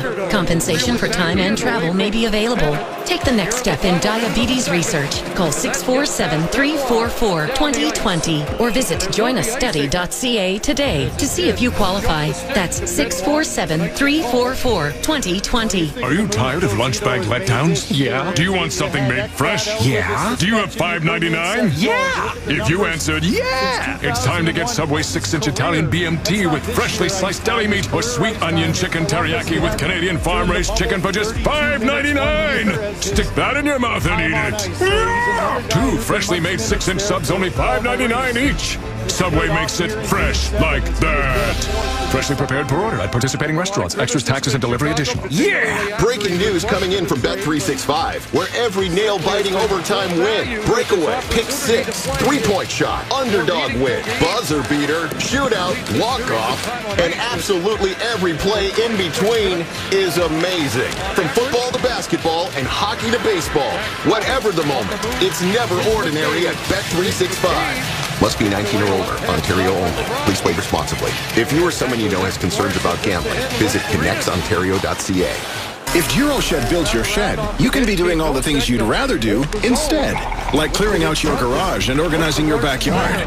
DuroShed has been constructing handsome storage sheds for over 30 years, designed for a lifetime and your lifestyle. Whether you're clearing out your garage or creating the perfect space in your backyard, DuroShed is built right, on site, in just 1 day. Contact them now for spring specials and start your next project today. Explore the possibilities at duroshed.ca. That's D-U-R-O shed.ca. When you get a Subaru with symmetrical full-time all-wheel drive and class-leading safety included, it's like you also get a Subaru that comes with a multi-dog transporter, mud navigator, a Rainmaster slope pilot, remote campsite finder, a moose country guide, a gravel handler, a very slushy surface controller, windy road stabilizer, spinning wheel avoider, a 4-legged mammal attractor, surprise snow detector, plus and we're out of time. Subaru is the multi-tool that masters every unpredictable weather condition.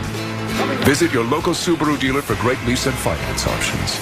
DeWalt salutes the trades who do whatever it takes to keep Canada running. From coast to coast, they restore power, keep the oil flowing, mines running, and work tirelessly to build homes to meet the demands of our growing population. That's why DeWalt has invested over $750,000 since 2024 to support skilled trades training in Canada. So when your country is counting on you, count on DeWalt. Up here, we are tough in the north. For more information, visit DeWalt.ca. Only Sportsnet and Sportsnet Plus bring you every game of the Stanley Cup Things really starting to heat up. The quest continues. There's some bad blood. There's some animosity. There's some rivalries. For hockey's ultimate prize. Great players know that playoffs are a time to shine. Great play, and he scores! Wow! From 16 teams to one champion. You cannot script this stuff. Watch or stream every game of the Stanley Cup playoffs. Only on Sportsnet. Here for the Cup. Welcome back to Get the Dirt. I'm Doug Spade. Ready to dig in, bud? How about best offense for 800? Okay. Before building or replacing a fence, you need to do this. Just find new neighbors.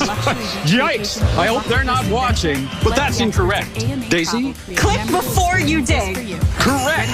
It's the law to submit a locate request through Ontario One Call before digging for any size project. I'm Doug Spade reminding you that we all win when you click before you dig. St. Louis Bar and Grill, home of the $4 happy hour. Over 20 dishes and drinks starting at just $4. Visit stlouiswings.com for details. 100% Canadian owned and operated since 1992. Sportsnet 590, The Fan.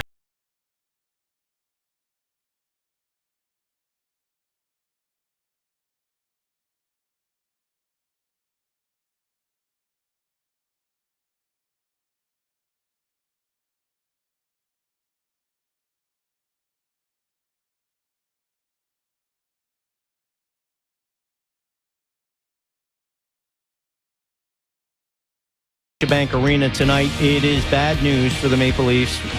All caps, BAD. 3-0 the Florida Panthers lead, and not only is a 3-goal deficit bad enough, the way the Panthers have dominated is startling. 25-10, although pet peeve I have is shots on goal now show it changes all the time now. You notice that when you think of the shots on goal? Right. Yeah, it's never, it seems to be changing. But it was 25-10, 17-3 in the third period. Just a terrible second period for the Maple Leafs after a great game, this second intermission, 6, brought to you by looking Rogers like Xfinity. another Game 5 in front of their home audience, and in 5 periods, the last 5 periods of this series at Scotiabank Arena, the Leafs have been outscored 9-1. Listen, before we get 9-1. Joining us to chat about that, Stephen Ellis, Daily Faceoff NHL writer. Stephen, thanks for joining us. You've been watching the game a lot closer than we have. My condolences on that, obviously, because it certainly seems like it's not been a great night for the Maple Leafs. But you tell us what's going on with Toronto, especially in this second period, after they were terrific in Game 6 in Florida. To a certain degree, but everything's going wrong. They've got almost double the giveaways. You look at the fact that Florida's fourth line's working harder than any of Toronto's lines. You're looking at Sergei Bobrovsky playing good, but this is the Florida Panthers you've come to know, and they'll lose a game, and then something will click. They'll tighten things up, and they'll make things a lot easier for Sergei Bobrovsky. So Toronto has 12 shots. I know it was like 10 shots, and then they've added shots like you were mentioning there. And when you look at it, some of that is Toronto stars aren't showing up. The other half is Florida is just making this miserable for the Maple Leafs. And Seth Jones in particular is having a fantastic game. Nicholas having a good game. Like, they're just making themselves tough to play game. And Toronto has no answer.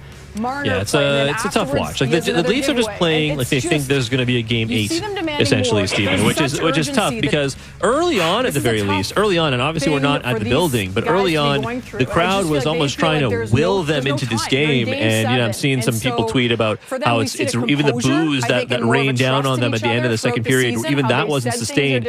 There was quite a shot of an animated Mitch Marner as he left the ice towards the end of the second period, pardon me, and. Can't exactly. We'll bleep it. Wake the bleep up is what he seemed to say to the Leafs bench. That would hit harder. I think if he was playing better. You know what I mean? Like I think you could take something from that, whether you're a fan watching, whether you're us or whether you're the players on the bench there. If he was leading by example, and I only mention it because if this continues for the third period and this is the score or something close to it in favor of the Panthers, I mean we're going to be talking a lot about Mitch Marner after the third period. So now it's 3-0 after 2. That's everyone's favorite conversation, isn't it? You look at it here, and it's been a story of this team for years and years. Like, what's going on? Why can't the stars show up? But even at the very least, you can expect like William Nylander or John Tavares to score, and just nothing's happening at this point here. And you can look at that first period, and if you want to think about the advanced analytics, like the numbers were actually pretty solid for Toronto, still getting outplayed. But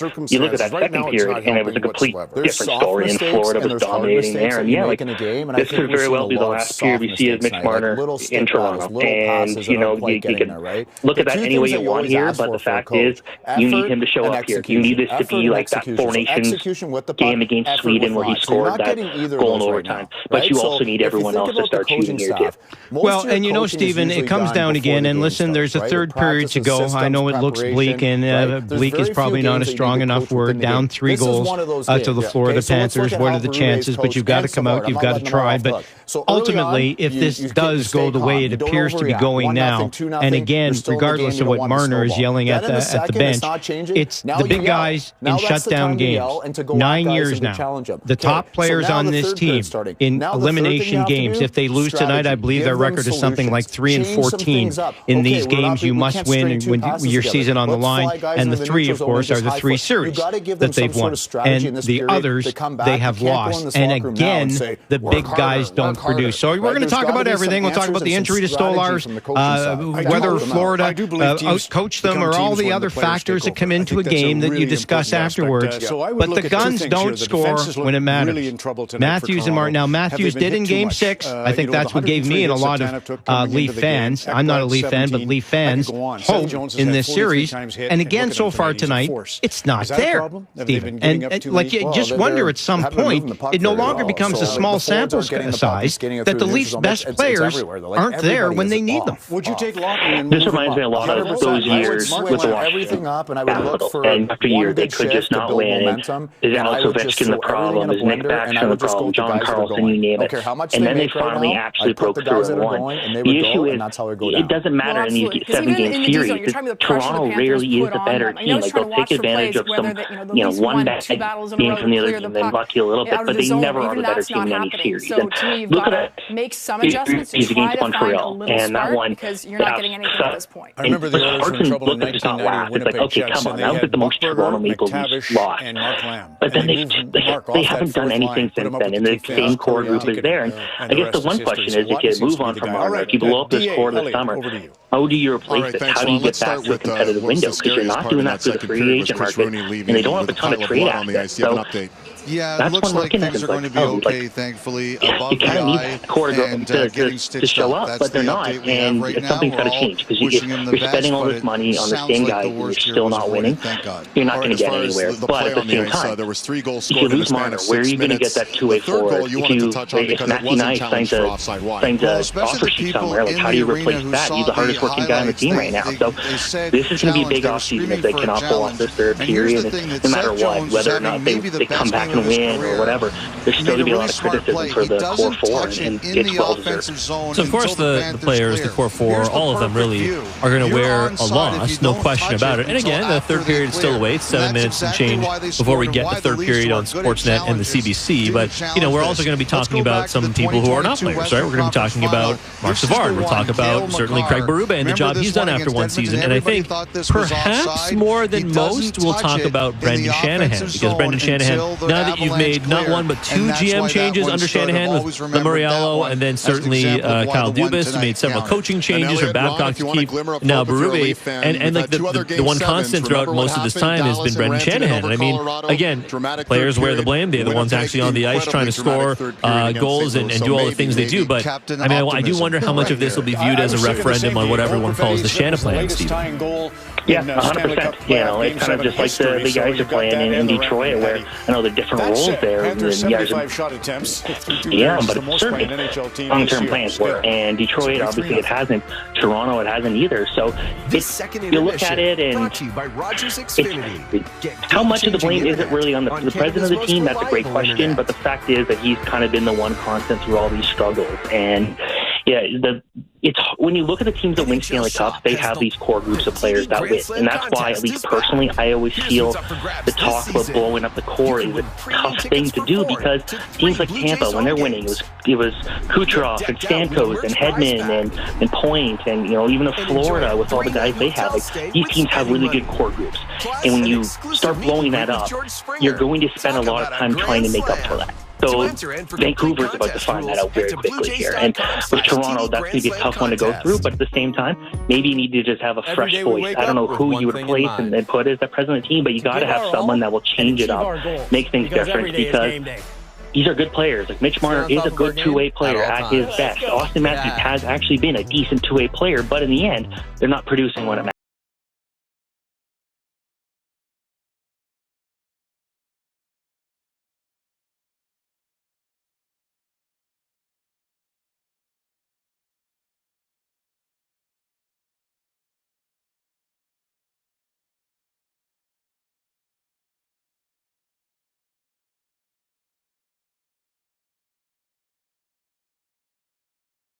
And when you've got 4 players of that ilk who dominate so much of your salary, your attention, and everything else, even removing 1 or 2, but even 1 would be enough of a change, I think. I think Shanahan has gone with a loss just because it's time for a change. Look, end of the day is you want to. Brad Tree Living is there. Show and I talked about it earlier. They've changed the coach. They've changed the general manager. Then you're looking for somebody. He's a scapegoat. They called it the Shana plan. Obviously, that was his plan. And it's worked so well in the regular season and hasn't worked in the playoffs. But we got a third period left in this hockey game tonight. Do you see any way? I mean, obviously, the Leafs have to come out all guns blazing. Every dumb cliche you can think of here in the third period. But can they stop this Florida team that just looks driven? They won every puck battle in that second period.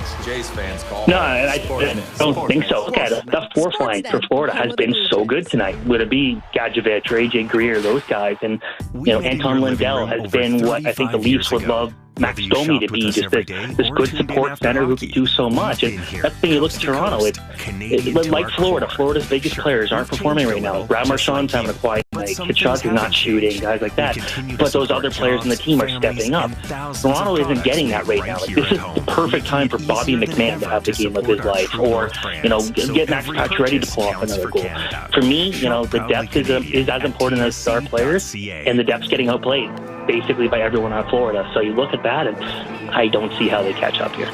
I think too, and this is just a general thought on the Leafs, less about this particular period or particular game, Stephen, but I mean, I'd always thought, and I'm not trying to say I was right or, claim victory on this by any means, but when I saw that the Panthers were the Leafs' second-round opponent, I definitely thought, and I think a lot of people did, that the Panthers, as the defending Stanley Cup champs, and they kind of, not that they dogged it at the end of the season, but they had a lot of guys injured who came off injured reserve for the playoffs, so they were just almost by default the deeper team after making the acquisitions they did at the deadline. And, so I think a lot of people did feel like there was a better team in Florida going into this series. And I think yet there was a hope that the Leafs, even after Game 5, they come back, they win Game 6 in a relatively dominant fashion, especially defensively, that they could actually pull off what was, despite having home ice advantage, somewhat of an upset. And I think you are seeing, and again, third period's still coming. You can change this narrative if you really want to if you're the Leafs. But so far, I think you are somewhat seeing simply that Florida and Toronto are in two slightly different weight classes here. The Florida Panthers have just the last 2 years where they went to the final, no team has found a way to win games in just shutdown fashion like the Florida Panthers. You can look at the Oilers, they are just creative in the way they win. Like, Stuart Skinner allowed 6 goals, we're going to score 7, and it's going to work out. We're going to be fine. With Florida, they just shut things down, and you look at the workloads after a loss. Sergei Bobrovsky almost never faces more than 20 or 22 shots, and that's by design. Florida plays a really good shutdown defense. That is something Paul Maurice knows how to do. And Seth Jones, I think, was a bit of a questionable addition at the NHL trade deadline because he has been known for some just not great defensive play. He's having a very impactful series here when he's not shooting pucks off his own goalie like he was in Game 3. So I think here, the Florida just looks like so much a better team. They're deeper at every position right now. And even with Matthew Tkachuk just playing, just not doing anything, he's been their Austin Matthews, a guy not shooting. They're still finding ways to win. They are finding ways to win. We'll see if the Leafs can stage what would be an incredible comeback, as that's what it's going to take to get back into this one. Florida 3, Maple Leafs no score after 40 minutes of play.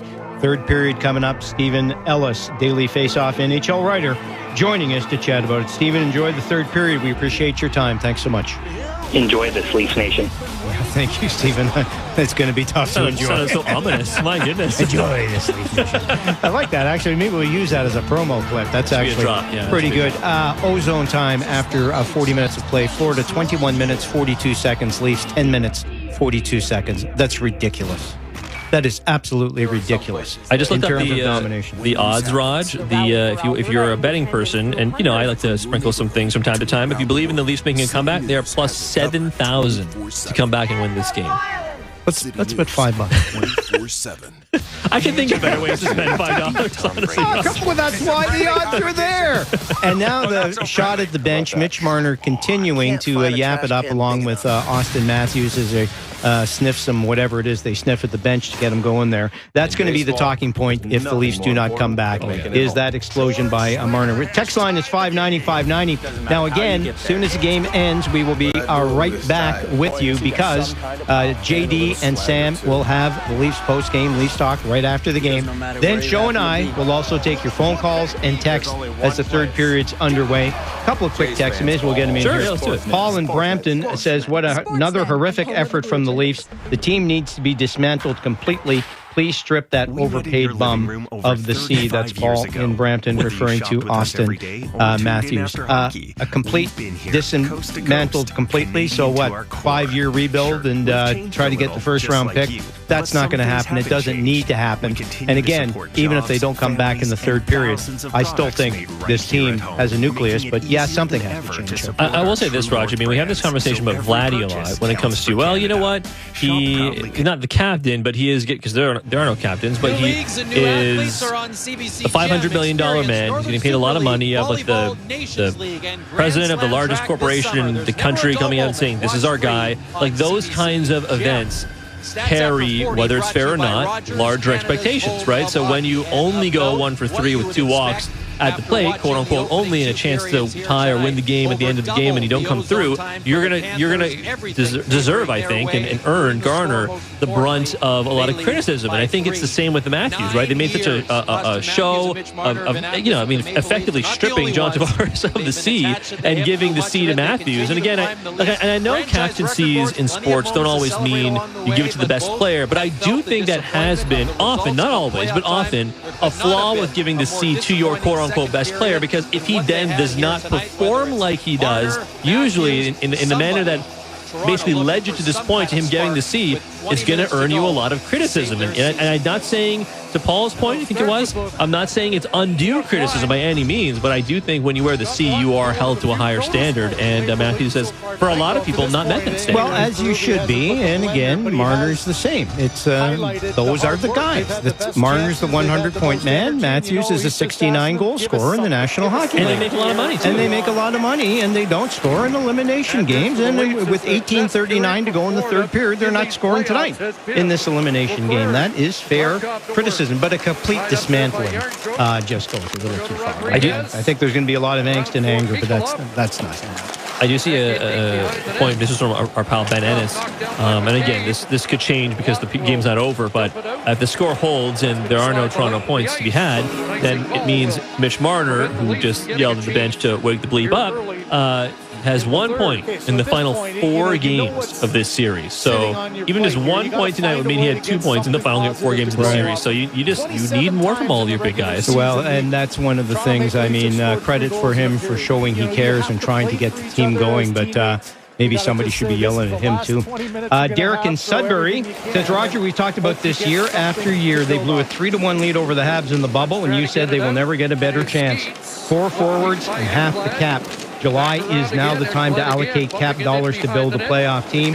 Tree is doing a great job. Give him time to finish the job. I'm positive the playoff team is being built. Derek, thank you.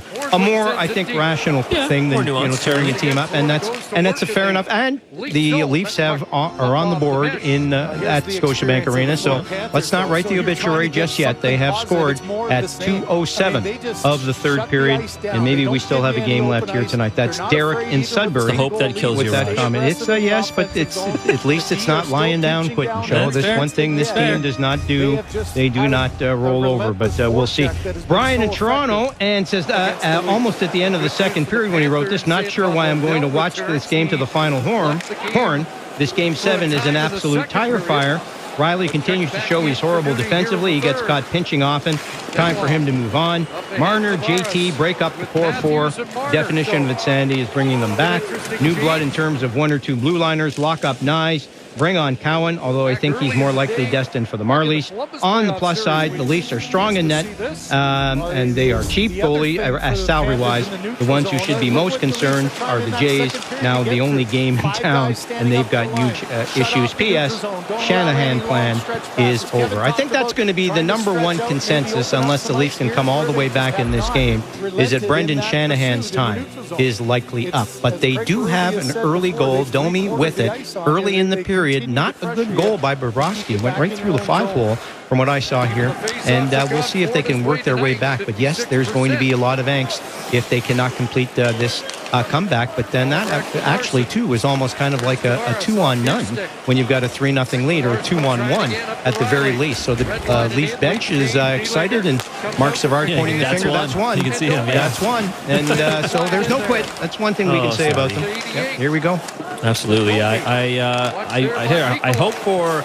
I mean, yes, I'm a Leafs fan, but I do hope for everyone in that building, everyone who lives and dies on every shift, and puck possession and power play. I hope they make something of this game, Raj. But I think that it is tough when you're trying to climb the ladder like this against a team that is as well constructed as the Florida Panthers. I mean, that's just the reality. They're the Stanley Cup defending Stanley Cup champs for a reason, and they're perhaps. I mean, if you count the Leafs, but if you count all the teams that have moved on, all very good teams. Oilers, Stars, Hurricanes still waiting their third-round matchups, but they're all very good, and I dare say none of them are quite as deep as the Florida Panthers. Well, yeah, but Sho, here's the thing, I mean, we look back at this series, and it is still not over, because like I said, it's now 3-1. And how many times in this series have we changed the narrative? How many times has it been, the Leafs have finally gotten over it, and look, they won the first 2 games of the series. Oh, Florida came back and dominated. Oh, now they came back. Oh, look at the Leafs in Game 6 and Game 7, and now it's like, and we want that definitive, yes, it's this, and Florida is unbeatable and unstoppable, and the Leafs stink and blow the team up. It's Game 7, and it's 3-1 in the third period, and it's been a terrible, and it's 4-1 now, as Florida has deflected a shot. Just as I speak, but that's how the narrative is flipped. That one's on you. That goes on. No, it's on Shanahan. It's on Shanahan. They're showing him on the screen. Panthers have just scored 2:54 into the third period. 4-1 Panthers. But yes, back and forth we go, and the Panthers find a way to get things done. But again, it's Game 7 of series. So I hear you, and there's no question Florida is the industry standard in the NHL, and that's the way it is, and we'll see if there's another comeback coming from the Maple Leafs. But obviously a huge goal, nice deflection in front of the net, and no chance for Joseph Woll on that one as the Panthers answer back as they have done many times.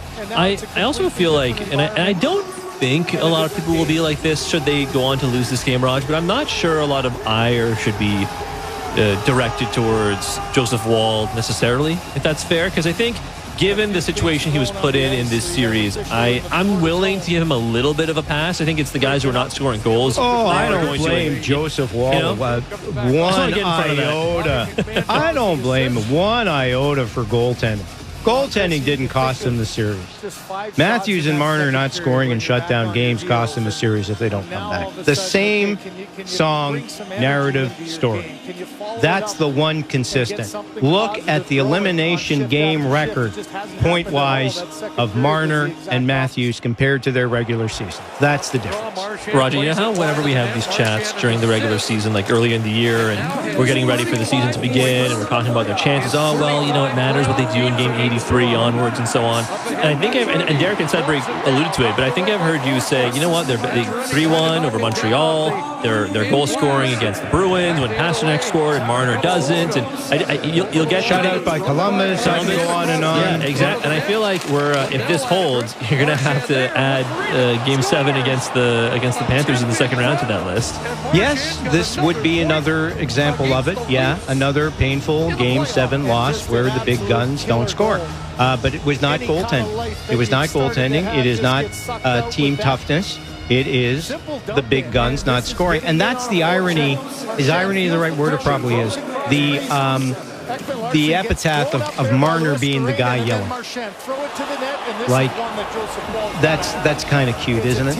It's Marner yelling at these guys to wake up. I mean, isn't Marner and Matthews the one that have to wake up? Sure. I know that's part of leadership. I like that. Believe me, I do. I want to see that passion. It's a disappointing effort. You're encouraging the guys to get going, But when you're one of the guys who is part of the problem, not the solution, then that doesn't give me any solace at all. Well, on the Leaf. That's why I brought that up with Steven when we were chatting with him before this period started, because I feel like if you're leading by example, I mean, because not everyone's going to be the rah-rah type of player. It's just not how every player is. But I do appreciate when some players do that, because it's kind of fun, right? But I mean, I think it hits harder when you do the rah-rah stuff when you are also playing well, right? If you're not playing well and you're doing the rah-rah stuff, I mean, for fans it rings hollow. I got to imagine even for, I mean, we don't know what's going on inside the locker room, but I mean, even for the players, I feel like that's got to ring a little hollow. There's no doubt. It's who's doing it. You're so correct. It's, Connor McDavid's yelling at you.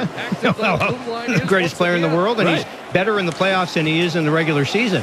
If some guy who's kind of a floater is yelling at you, of course you tune it out. You don't pay any attention. And that's where the leadership comes, though, because if it's not coming from Marner or Matthews, who's it coming from? Those not only are the Leafs core four the most expensive players on this roster, they are supposed to be the four best players. The best players on this roster. And they are in the regular season.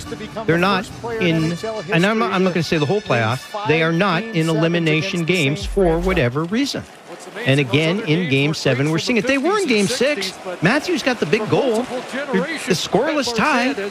He gets it. That's why I thought, okay, they're finally going to do it. At some point, they're going to do it in the shutdown games. They're down to 14:55 to come up with this solution here, down by 3 goals tonight.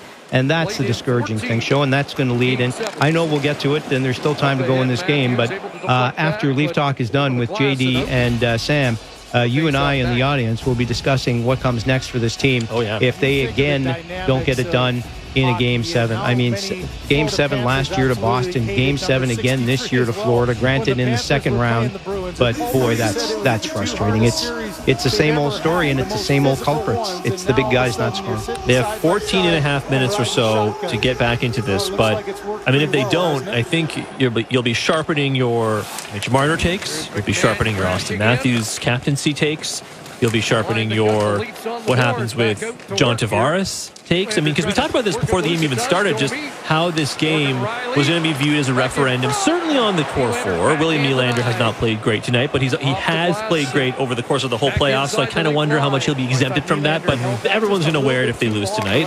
Like I said, Craig Berube, the staff of Craig Berube as well, Shanahan, Treliving, and now Derek Sudbury, for example, giving the shout-out, like the vote of confidence, I should say, to Treliving. And again, he hasn't been here that long, so I suppose he's not going to wear it as much as others. But I have no issue with Brad. No, I don't either. I'm just saying, like the referendum is going to be in full swing. I mean, tomorrow we'll do the whole dissect the whole postmortem, but the immediate reaction, I think, will be like the legacy of these core players, what comes next, and I can't imagine if they score goals, it's going to be particularly positive. No, it's not. I can't see too many people advocating, okay, you know what, give it one more shot exactly as it is. Because you said that every year, the last 9 years, essentially. And the early stages of those 9 years, it's okay to say that because they were so young in their careers. But when you're like several contracts deep now, I mean, I'm not sure you can get away with that. You can't. So the alternatives, and we'll discuss them later, obviously, if they lose tonight, are what? So don't even offer Marner a contract. That's an easy out there.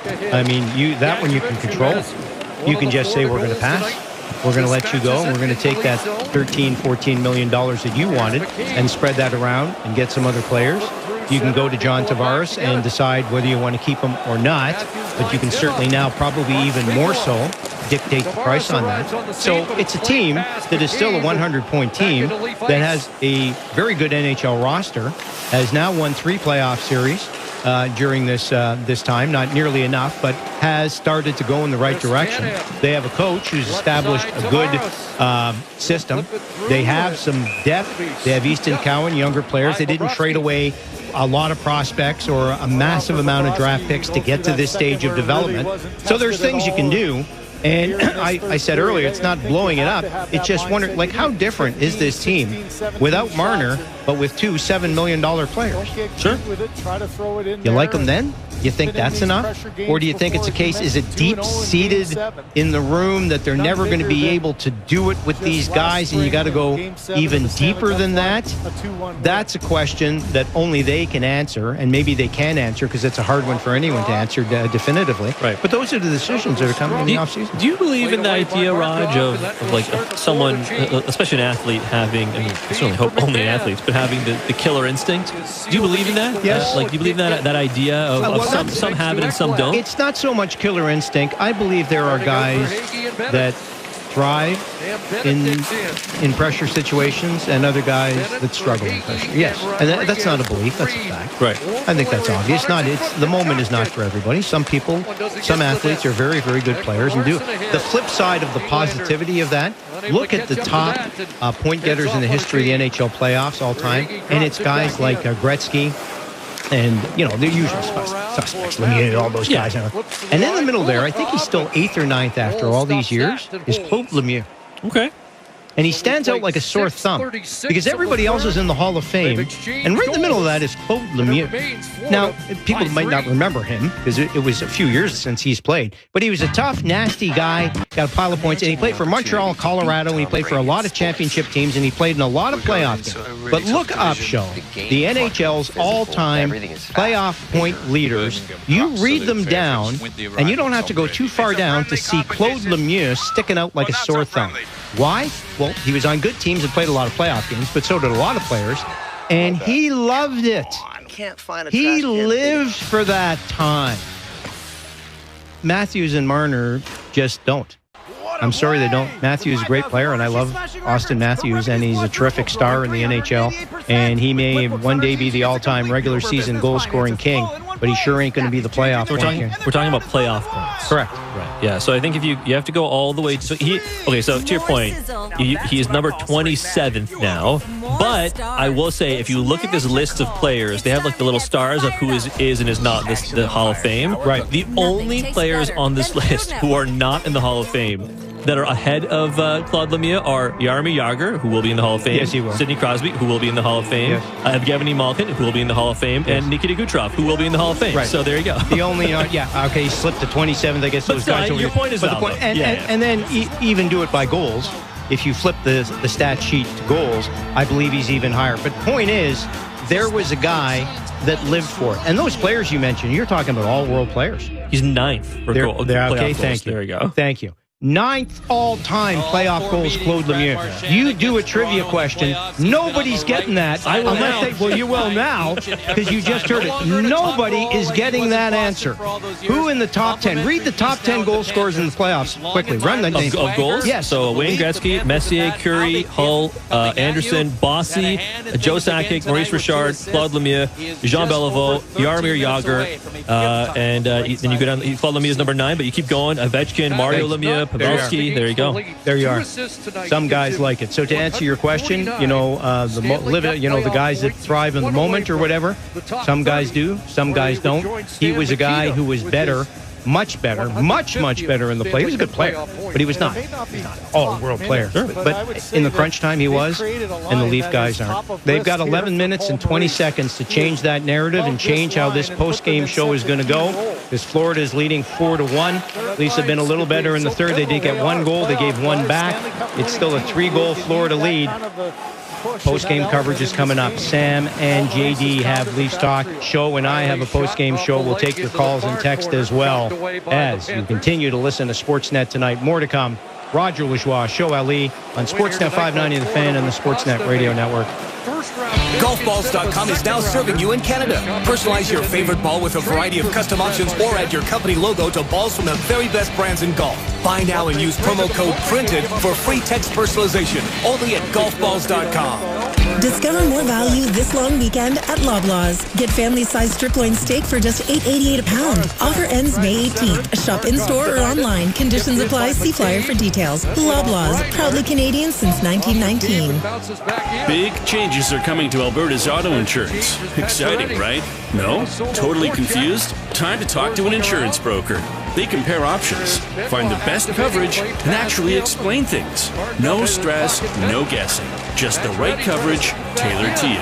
Because when it comes to your most valued possessions, there's no substitute for peace of mind. Talk with your insurance broker today, or visit ibaa.ca to find one. Insurance works best with an insurance broker.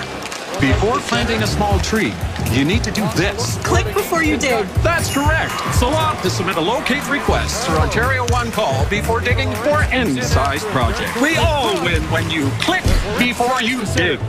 Breaking news coming in from Bet365, and it's no surprise. Same game parlay from Bet365 just keeps getting better. Well, it's even easier to make a bet. Choose from the most popular markets, like hits, run line, totals, and home runs. So many to choose from.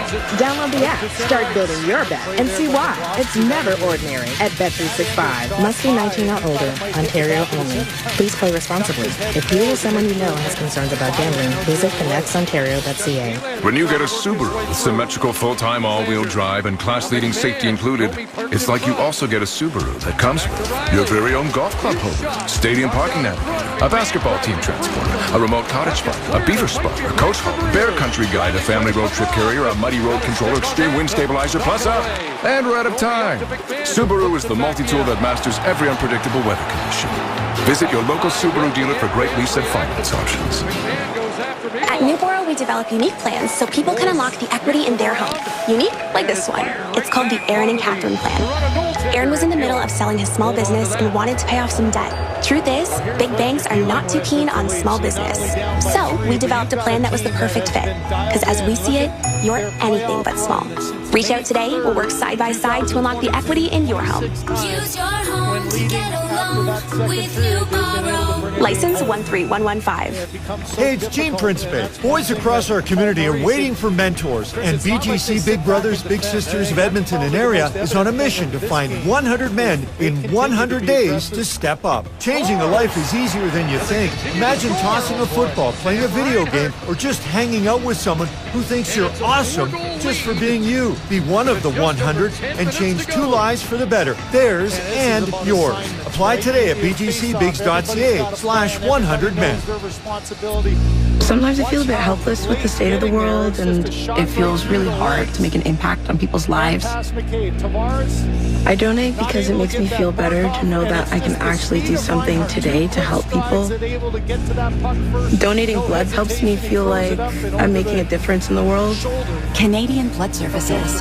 Experience what you get when you give. Book an appointment at blood.ca. Sunshine day. It was a Riley day in Pizzaville when hockey star Morgan Riley asked for a really big pizza. So we made an 18-inch extra large, 2 inches bigger than the big pizza conglomerates. He liked it so much, we decided to name it after him. Now you can enjoy the Riley Big Pizza without ever being slammed into the boards. Call Pizzaville at 736-3636. If DuroShed builds your shed, you can be doing all the things you'd rather do instead, like clearing out your garage and organizing your backyard. DuroShed has been constructing handsome storage sheds for over 30 years, designed for a lifetime and your lifestyle. Whether you're clearing out your garage or creating the perfect space in your backyard, DuroShed is built right, on site, in just 1 day. Contact them now for spring specials and start your next project today. Explore the possibilities at DuroShed.ca. That's D-U-R-O shed.ca. Whether you're driving a car, truck, boat, or a snowmobile, please plan ahead and drive sober. No matter what or where you're driving, operating a motor vehicle while impaired by alcohol or drugs is both dangerous and illegal. Whether you're going to the beach for a fun day in the sun or going ice fishing with your friends, let's all work to help keep our roads, trails, and waterways safe and free from impaired driving. Thank you from the beer store and Arrive Alive Drive Sober. Alberta has always been good to us. Its lands have fed and nourished us. Its pioneering spirit, fueling and pushing us forward. It's a place that has what we want, what we need, what the world needs. So let's raise a glass for Alberta. From Alberta. Visit raiseaglassab.ca to support Alberta's brewers and distillers. Brought to you by AGLC and Travel Alberta. Life's noisy enough. Everything demands your attention. So here's something rare. Safety starts with expert training from AMA's driving instructors. Silence. It's underappreciated. Kind of like Windows from Magic. With Windows made here in Ontario, you'll never have to worry about cross-border sourcing or unexpected costs. While others add to the noise, Magic cuts right through it.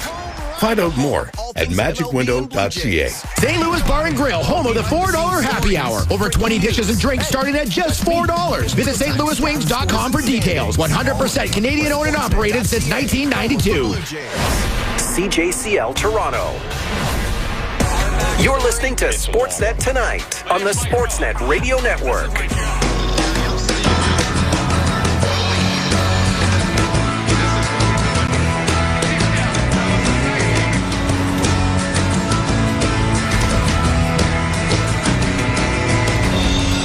Welcome back to Sportsnet Tonight on the Sportsnet Radio Network. Show Ali, Roger Lajoie here with you.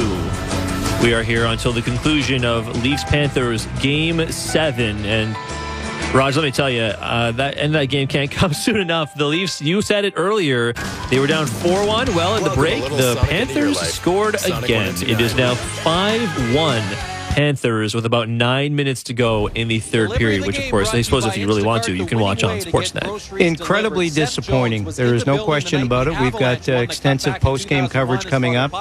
As always, Sam and JD have Leafs Talk, and we will come in and take your text and your phone calls right after that as well. So you'll have a chance to vent tonight, and you have every reason to vent. Still 8:35 to go, but very similar game tonight to Game 5 in the series. And after a Game 6 performance that they had every reason to be proud of, this is just laying another stinker here tonight in front of the home fans. It is I just don't have any words. I thought they would be much more competitive tonight. I mean, I thought they were going to win the series in 7 games, and it went to 7 games. And we talked earlier, you lose. What's the difference? If you lose 5 or 6-1 and 2-1, yeah, there's a difference. There's a big difference. There is a big difference. And these last 2 games on home ice, just the way they've been so badly outplayed. You look at this game and you wonder how the series managed to go to 7 games. So you give them credit. Florida is great. Look how good they are. They're so dominant when they're playing like this, but they still needed 7 games to beat the Leafs. Small solace after this effort tonight. Yeah, I think when you look at the combo of what's gone on tonight, I mean, the combo of what's gone on tonight and what went on in Game 5, I mean, in a series that went 7 games, and again, I don't have the results of every series in NHL history in front of me, but that's got to be as poorly as a team has played at home with home ice advantage in Games 5 and 7 of a series, maybe ever, honestly. Yeah, I don't have it either, but being outscored 11-2 in Game 5 and 7 with home ice advantage in a series, that doesn't happen very often. I think that's a fair enough comment, Show. Like, I know it's like hyperbolic, but I can't imagine it's happened that many times. Yeah. No, there's been disappointments and teams have lost, and there have been some bad blowouts of home teams in Game 7s, no question. Boston shut out Vancouver in Game 7 of the Stanley Cup Final in Vancouver. I think it was 4-0. So it does happen. But do you lose both 5 and 7 that badly after you play so well in Game 6? Like, they were so good in Florida. The Panthers had 2 shots on goal in the first period in a shutdown game. Matthews finally got off to Schneid in an elimination game and scores a big goal, and we get this tonight. Man. No words. As Roger Lajoie said, I'm Show Ali. We will be back after the third period to give you a little bit of Leafs post-game coverage, but we will throw it over to JD Bunkus, Sam McKee, and Justin Bourne, who will all have a collective edition of Leafs Talk tonight. They'll be right here on Fan, on Sportsnet's YouTube page, and Sportsnet Plus. Until then, though, let's hear a little conversation. Speaking of JD, we'll hear a little bit more from him on the JD Bunkus podcast. Bunkus had Joseph Casciaro, lead Raptors and NBA reporter from The Score, to discuss the NBA draft lottery. The Raptors will pick 9th in the upcoming NBA draft. Here's Joe and JD chatting about it. Got the 1 pick. Anyway, a lot of people need to keep the secret. Yeah, there's people who see the lottery balls, so I guess it's impossible, right? It's impossible. It's impossible that they manufacture these things, but either way, I think that the NBA has a real perception problem right now. Joe Casciaro of The Score joins me now. What's up, buddy? How are we feeling today? I mean, we're feeling a lot of things. We're feeling absolutely infuriated is probably the right word. I mean, listen, you could say, well, we're in sports media business and we're journalists and we have to keep the biases aside, and that's true to a large degree, but I'm sorry, I don't care what biases you're supposed to keep aside. There is, in no just world do the Dallas Mavericks win the lottery after what they did this year, after making the worst sports decision, at least of my lifetime, after alienating their fans the way they did, like just making a mockery of things.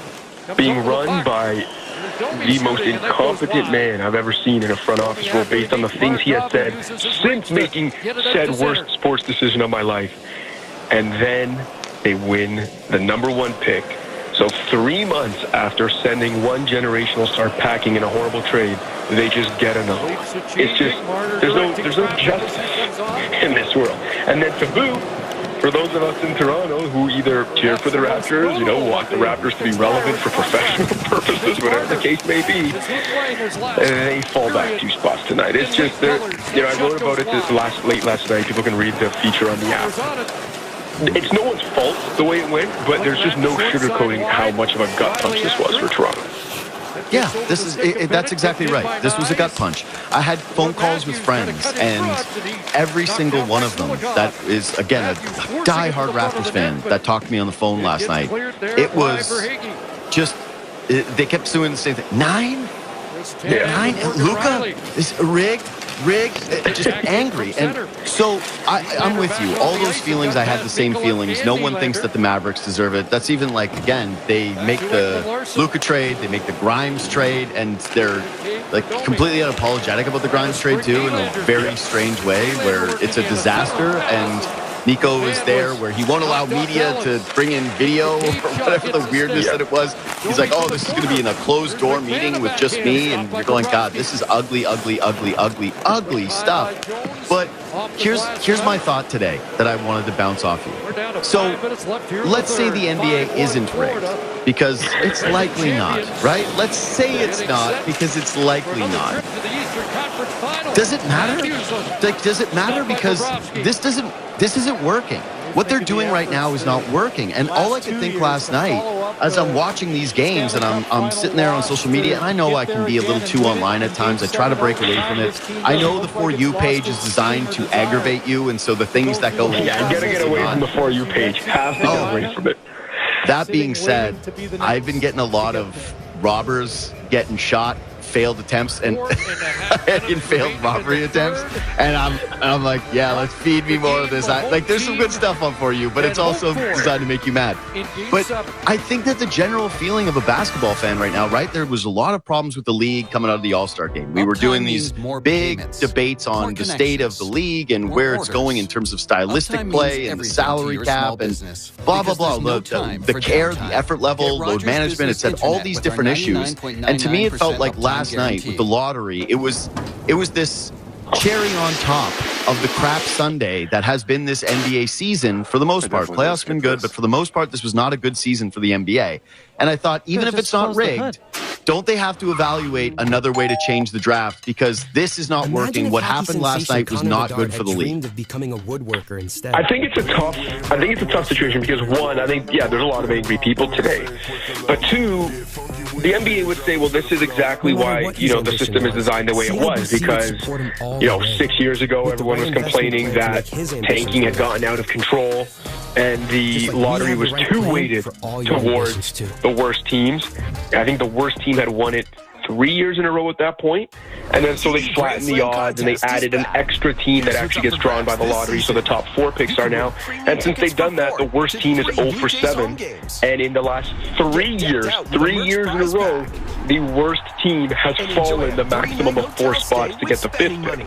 So I don't know whether to view that as, well, that's a problem because it's going to negatively affect parity going forward, or to look at that and say, well, no, this is why the system was designed the way it was. A few months ago, people were also complaining that there was too much tanking in the in this season because of Cooper Flagg, Dylan Harper, how stacked his draft class was. Teams reading the writing on the wall, seeing they're not in it, and deciding, what, we don't care about making the play-in. All we want to do is tank for Cooper Flagg. And there was complaints about that. I even I wrote a whole thing about it. I made a video about it, about how the NBA could go even further to disincentivize tanking. If anything, last night's results, again, if you're Adam Silver, if you're the NBA head office, they could look at all the complaints from this season just a few months ago and say, see, we actually don't need to change anything. This is your incentive to not tank, because we did flatten the odds, because the worst team rarely, if ever, wins the lottery now. And so this should be your motivation to just go play the season and let the chips fall where they may. I don't know whether that's right from a business standpoint going forward. But again, the NBA, because I've got a lot of friends too. Even last night I was talking to some of my friends who were saying a lot of the same things you were about. Listen, the TV ratings were down this year, and there was some complaints about this and all this stuff. But my response is always like, even if they're right, the NBA right now is looking at this like, brother, we got an 11-year, $76 billion media rights deal that hasn't even kicked in yet. We're good, So it's an interesting spot because, it sounds bad, but I don't know how much they do care, about, the regular season ratings and this and that. I think that, they're in the biggest stretch of parity in league history. They've got this insane media rights deal that's going to carry them through 2036. I don't know how concerned they are with the day-to-day ratings and people complaining about the lottery and things like that. They should be, but I don't think they are. So there's a couple things with this. Number one, to the point about this is the league saying it's a success to not tank. This is an incentive to not tank. I agree that that's the way that it kind of should be looked at, right? If you're the rest of the league saying, hey, we failed again with our tanking strategy. Maybe we shouldn't tank. The problem is they continue to do it, right? Like the Jazz, the Pelicans, the Raptors, the Nets, the Sixers, the Hornets, the Wizards. Like, these teams were all fully tanking. I actually think that the Heat were very much trying to tank, and then they just couldn't do it because the rest of the league. It was a third of the league for the final month. Yeah, exactly. So if you it doesn't matter what the lottery odds are, right? It doesn't matter how flat you make it. As long as there is an incentive, any incentive at all, to get 1% more of a chance to finish at the bottom, you're going to end up with teams that do this. You've also sort of built it into, I think, the culture of NBA fans where they will accept tanking as long as it's not prolonged, awful tanks. Yes. And what ends up happening here with teams like the Hornets, right, or the Wizards, or I think kind of Brooklyn can sort of be thrown into this mix, even though they've tried to be aggressive. But those two teams in particular, right? Or I'll throw the Jazz in the mix there on that one. The Jazz, okay? Let's go those three teams. You now have a spot where your fan bases are just dead because you've gone year over year where they've tanked and they've gotten zero results. And so I'm kind of thinking if they do some sort of a hybrid model where if you win the draft lottery, right, if you win first overall, you can't win first overall the following year. I don't know if you saw what ended up happening with the NHL draft where Utah was not able to jump up a certain amount of slots, so they ended up having to redraft Utah.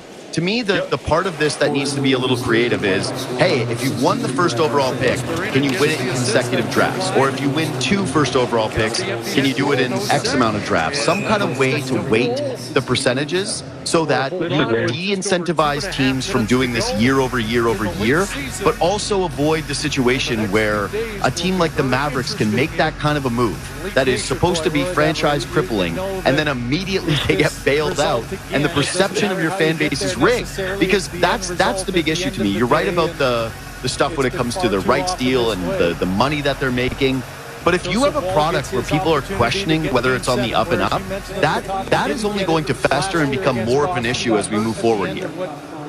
A few things. One, great minds think alike, because in the thing I wrote earlier this year about how to further tweak the lottery, one was further flatten the odds. My second point was they should make a rule where you can't win the lottery 2 years in a row, so that, I know this is a bad example because the Mavs didn't tank, but say the Wizards, the Jazz, whoever had won it, they now go into next year being like, well, we know we can't win the lottery, so we should at least try to start this thing going upwards. So yeah, further flatten the odds. Don't allow teams to win the lottery 2 years in a row. And another thing I said is that they should the lottery should determine every lottery pick. Right now it only determines 4, so the maximum you can fall is 4. What if every lottery pick was determined via the lottery, so that, guess what, the worst team does not guarantee themselves a top 5 pick. They go into the lottery thinking it's unlikely, but we can technically fall as low as 14. Would teams really be throwing away entire seasons if they knew that it could still end up with the 14th pick? I don't think so. Maybe, but I don't think so. So I think there are further things they can do to tweak it. I'm also with you in that there should be some sort of stupid rule where if you do something so stupid as the Mavs did this year, you just lose your pick. They're like, you know what? No, we're not even going to bail you out on this one. We're not even going to bail you out on this one. You lose or it's the 14th pick. Yeah, you don't make the playoffs and you do something that stupid, we're just going to give you the 14th pick. That's what you deserve. I'm starting to think just from, again, their perception issue, which is that they stack the deck, that they try to find ways to funnel players to certain markets, and the way that this has worked out, that from a optic standpoint, even I just don't believe that they're going to find ways to get rid of tanking. I just think that it's going to be a part of the league. That, to me, it's just going, you know what, just do what the NFL does. Just make it the worst record. I know it's different because there's 60. Benoit tries to center it. Lawton after it against Bennett. Well, it's over. The Florida Panthers have decimated the Toronto Maple Leafs again, 6-1. Same score as in Game 5. The Toronto Maple Leaf season is over. The third round, we'll have to wait for another year. Paul Maurice and the Panthers. Maurice now 6-0 in Game 7s. And the Leafs embarrassed on home ice as they were in Game 5. Game 5, Game 7, same score, 6-1 Florida. 7-game series, gave them a battle, but show in those two games, Games 5 and 7 at home, I don't think the Toronto Maple Leafs have ever been as bad in the playoffs. Yeah, Raj, I think it is a valid question to ask if this is the worst a home team has ever played in a Game 7 in the history of the NHL. I'm sure their performances. Yeah, they're not. Don't get me wrong. I'm sure they exist. I'm gapping on it, but there are teams that were smoked out. I think Pittsburgh 1 year beat Minnesota 8-0 in the. I know, the Bruins got diced up. Vancouver certainly in 2011. Like there are examples, but this is pretty up. This is up there. Yeah, it's pretty high up. Yeah, this is very unusual considering how tight the NHL, especially in this day and age, when the NHL is as tight as it is, how the games have been so competitive and tight. This game, right from the get-go, was all Florida. And if you had not watched Game 5, when I watched Game 6, you would be absolutely stunned. Or if you'd watched Game 6, you'd be stunned. How could it be a 6-1 game in this series? And if you hadn't watched Game 6 and you'd watched Game 5, you would not be surprised. Well, no, you'd think if there's not Game 7, why is there? How could there possibly be 7 games in this series? Leafs opened the series with a couple of wins on home ice. They had the lead 2-0 in Game 3 in the series. Talk about having the champs on the ropes. Let them off. They win in overtime. Florida wins 3 in a row. The Leafs play great Game 6 in Florida. All year you play for home ice advantage. What did it do? A dominating performance by the Safe Frame Sportsnet. Defending Stanley Cup champions. Enter English, Margaret Fox. Mattered not a lick. Not a bit.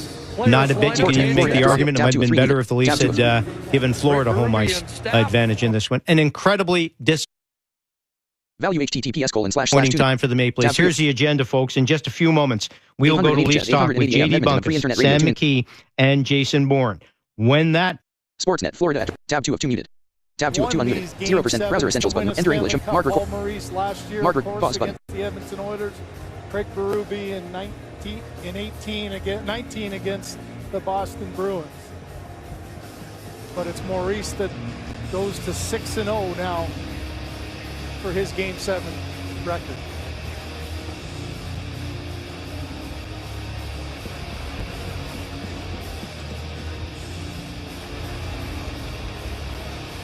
Such a feeling of anticipation just a few hours ago, and it's all gone now here in Toronto.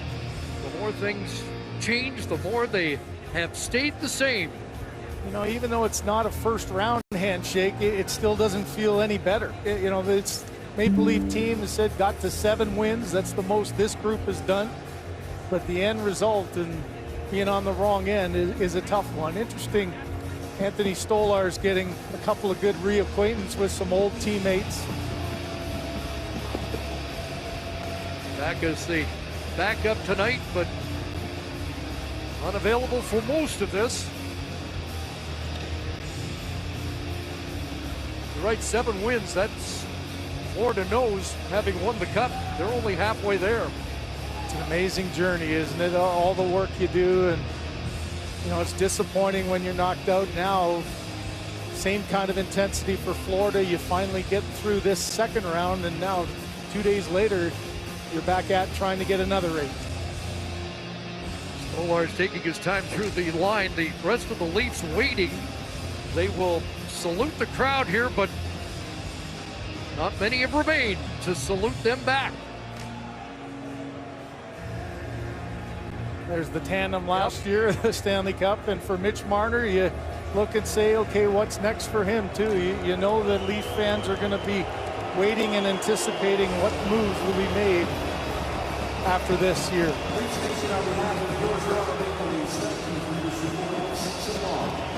So a mixed response from the fans here.